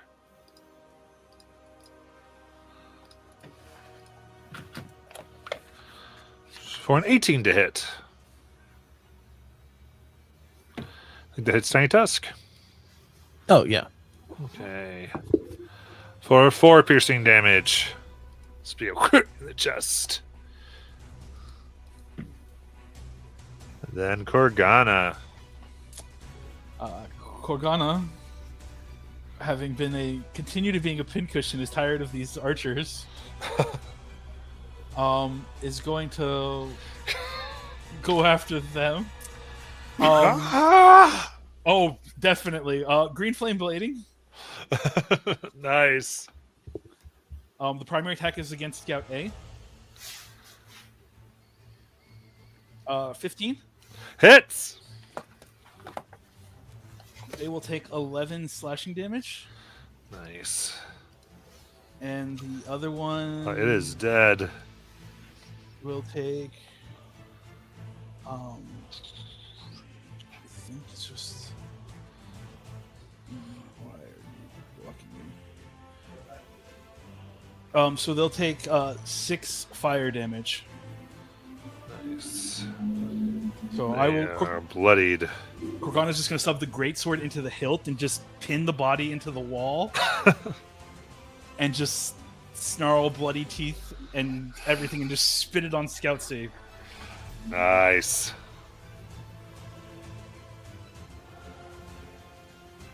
Hissed.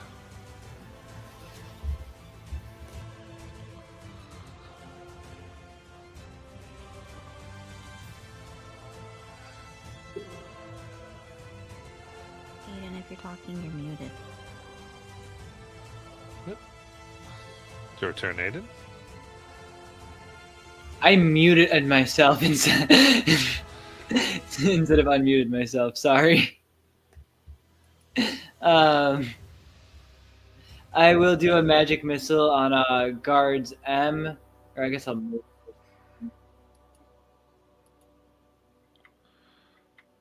From here, can I see guard R2? Yeah. I'll shoot one magic missile at guard M and an R. Oh, M, N, and R. Okay, yep, got it.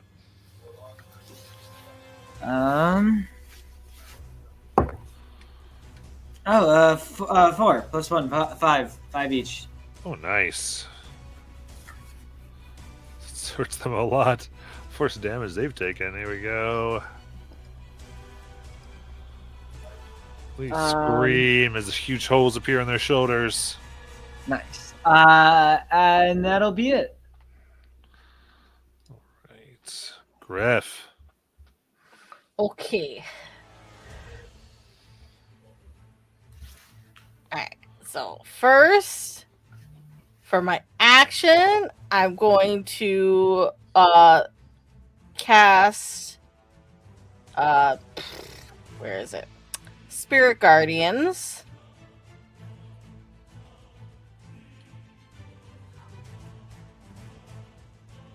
So that's out.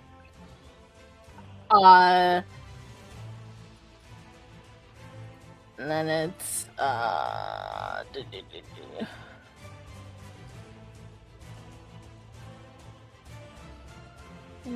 What's it, a 15-foot? Yes. So does it hit guard M in that? Give me a sec. Oh, there it is. All right.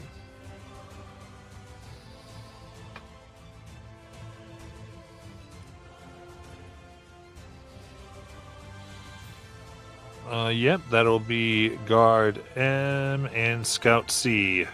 Okay, wisdom saving throws, since the emanation has entered their space. Yes. So we'll do the guard. Is 8.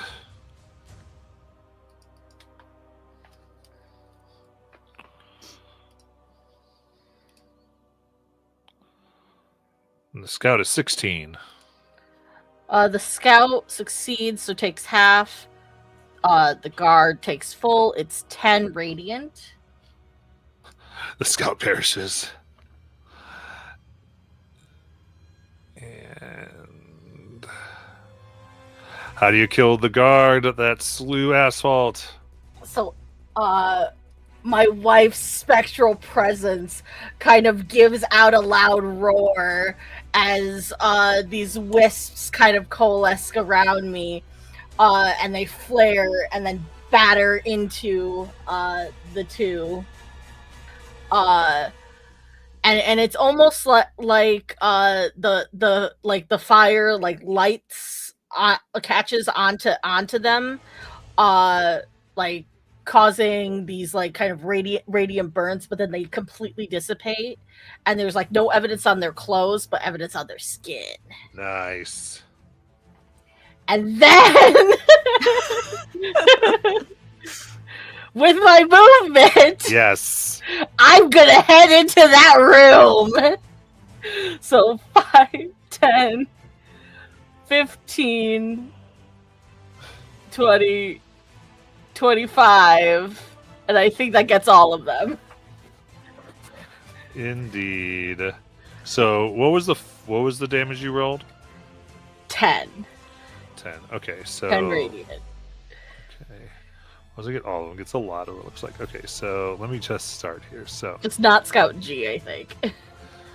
yeah, Scout D, no matter what, says goodbye. Not Scout D, he's out there. Sorry.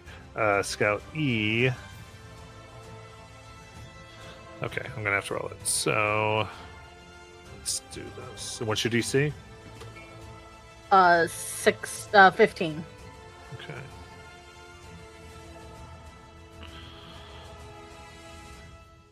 Perfect.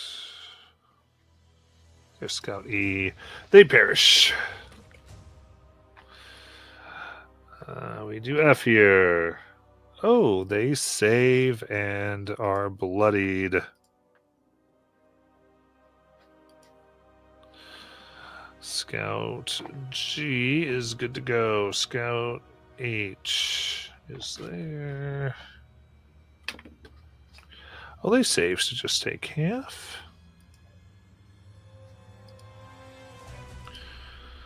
Scout I will fail and take the 10 and are as bloodied. Okay. And Scout J has 1 HP. They are cooked. Is I in there anywhere? Yep, I's right there. I is cooked as well. They are gone. All right, now my guards.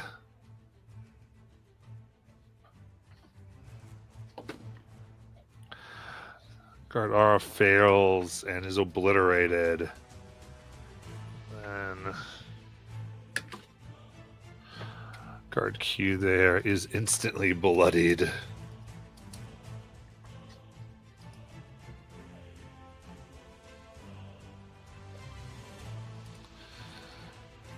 And then I don't think I did guard N, did I? They fail and are cooked. All right. Empty now.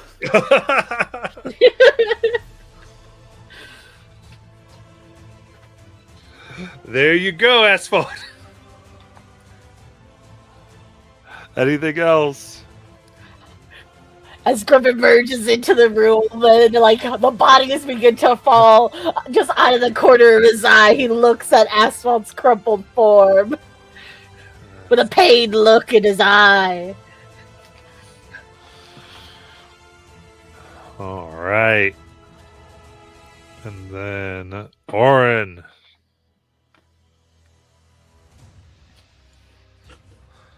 Orin will also move into the room.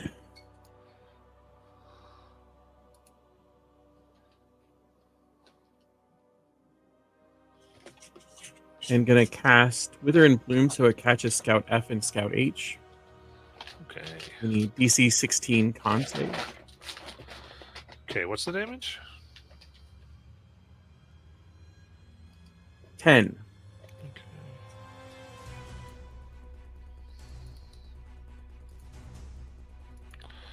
You said DC 16? Mm-hmm. So Scout F is eaten away, and H takes half. See how that kills him.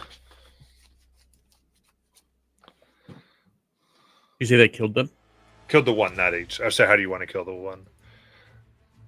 Oh, so dark roots grow up from under the ground, digging into the flesh of that one, and it just sort of, its body just, as the ground absorbs its fluids, just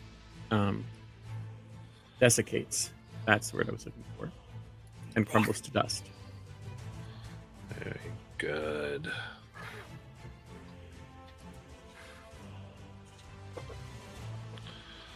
So with that, then we're at the end of our session, and we will come back with Tiny Tusk's turn next week. Wow. Bye, everyone. Bye, everybody.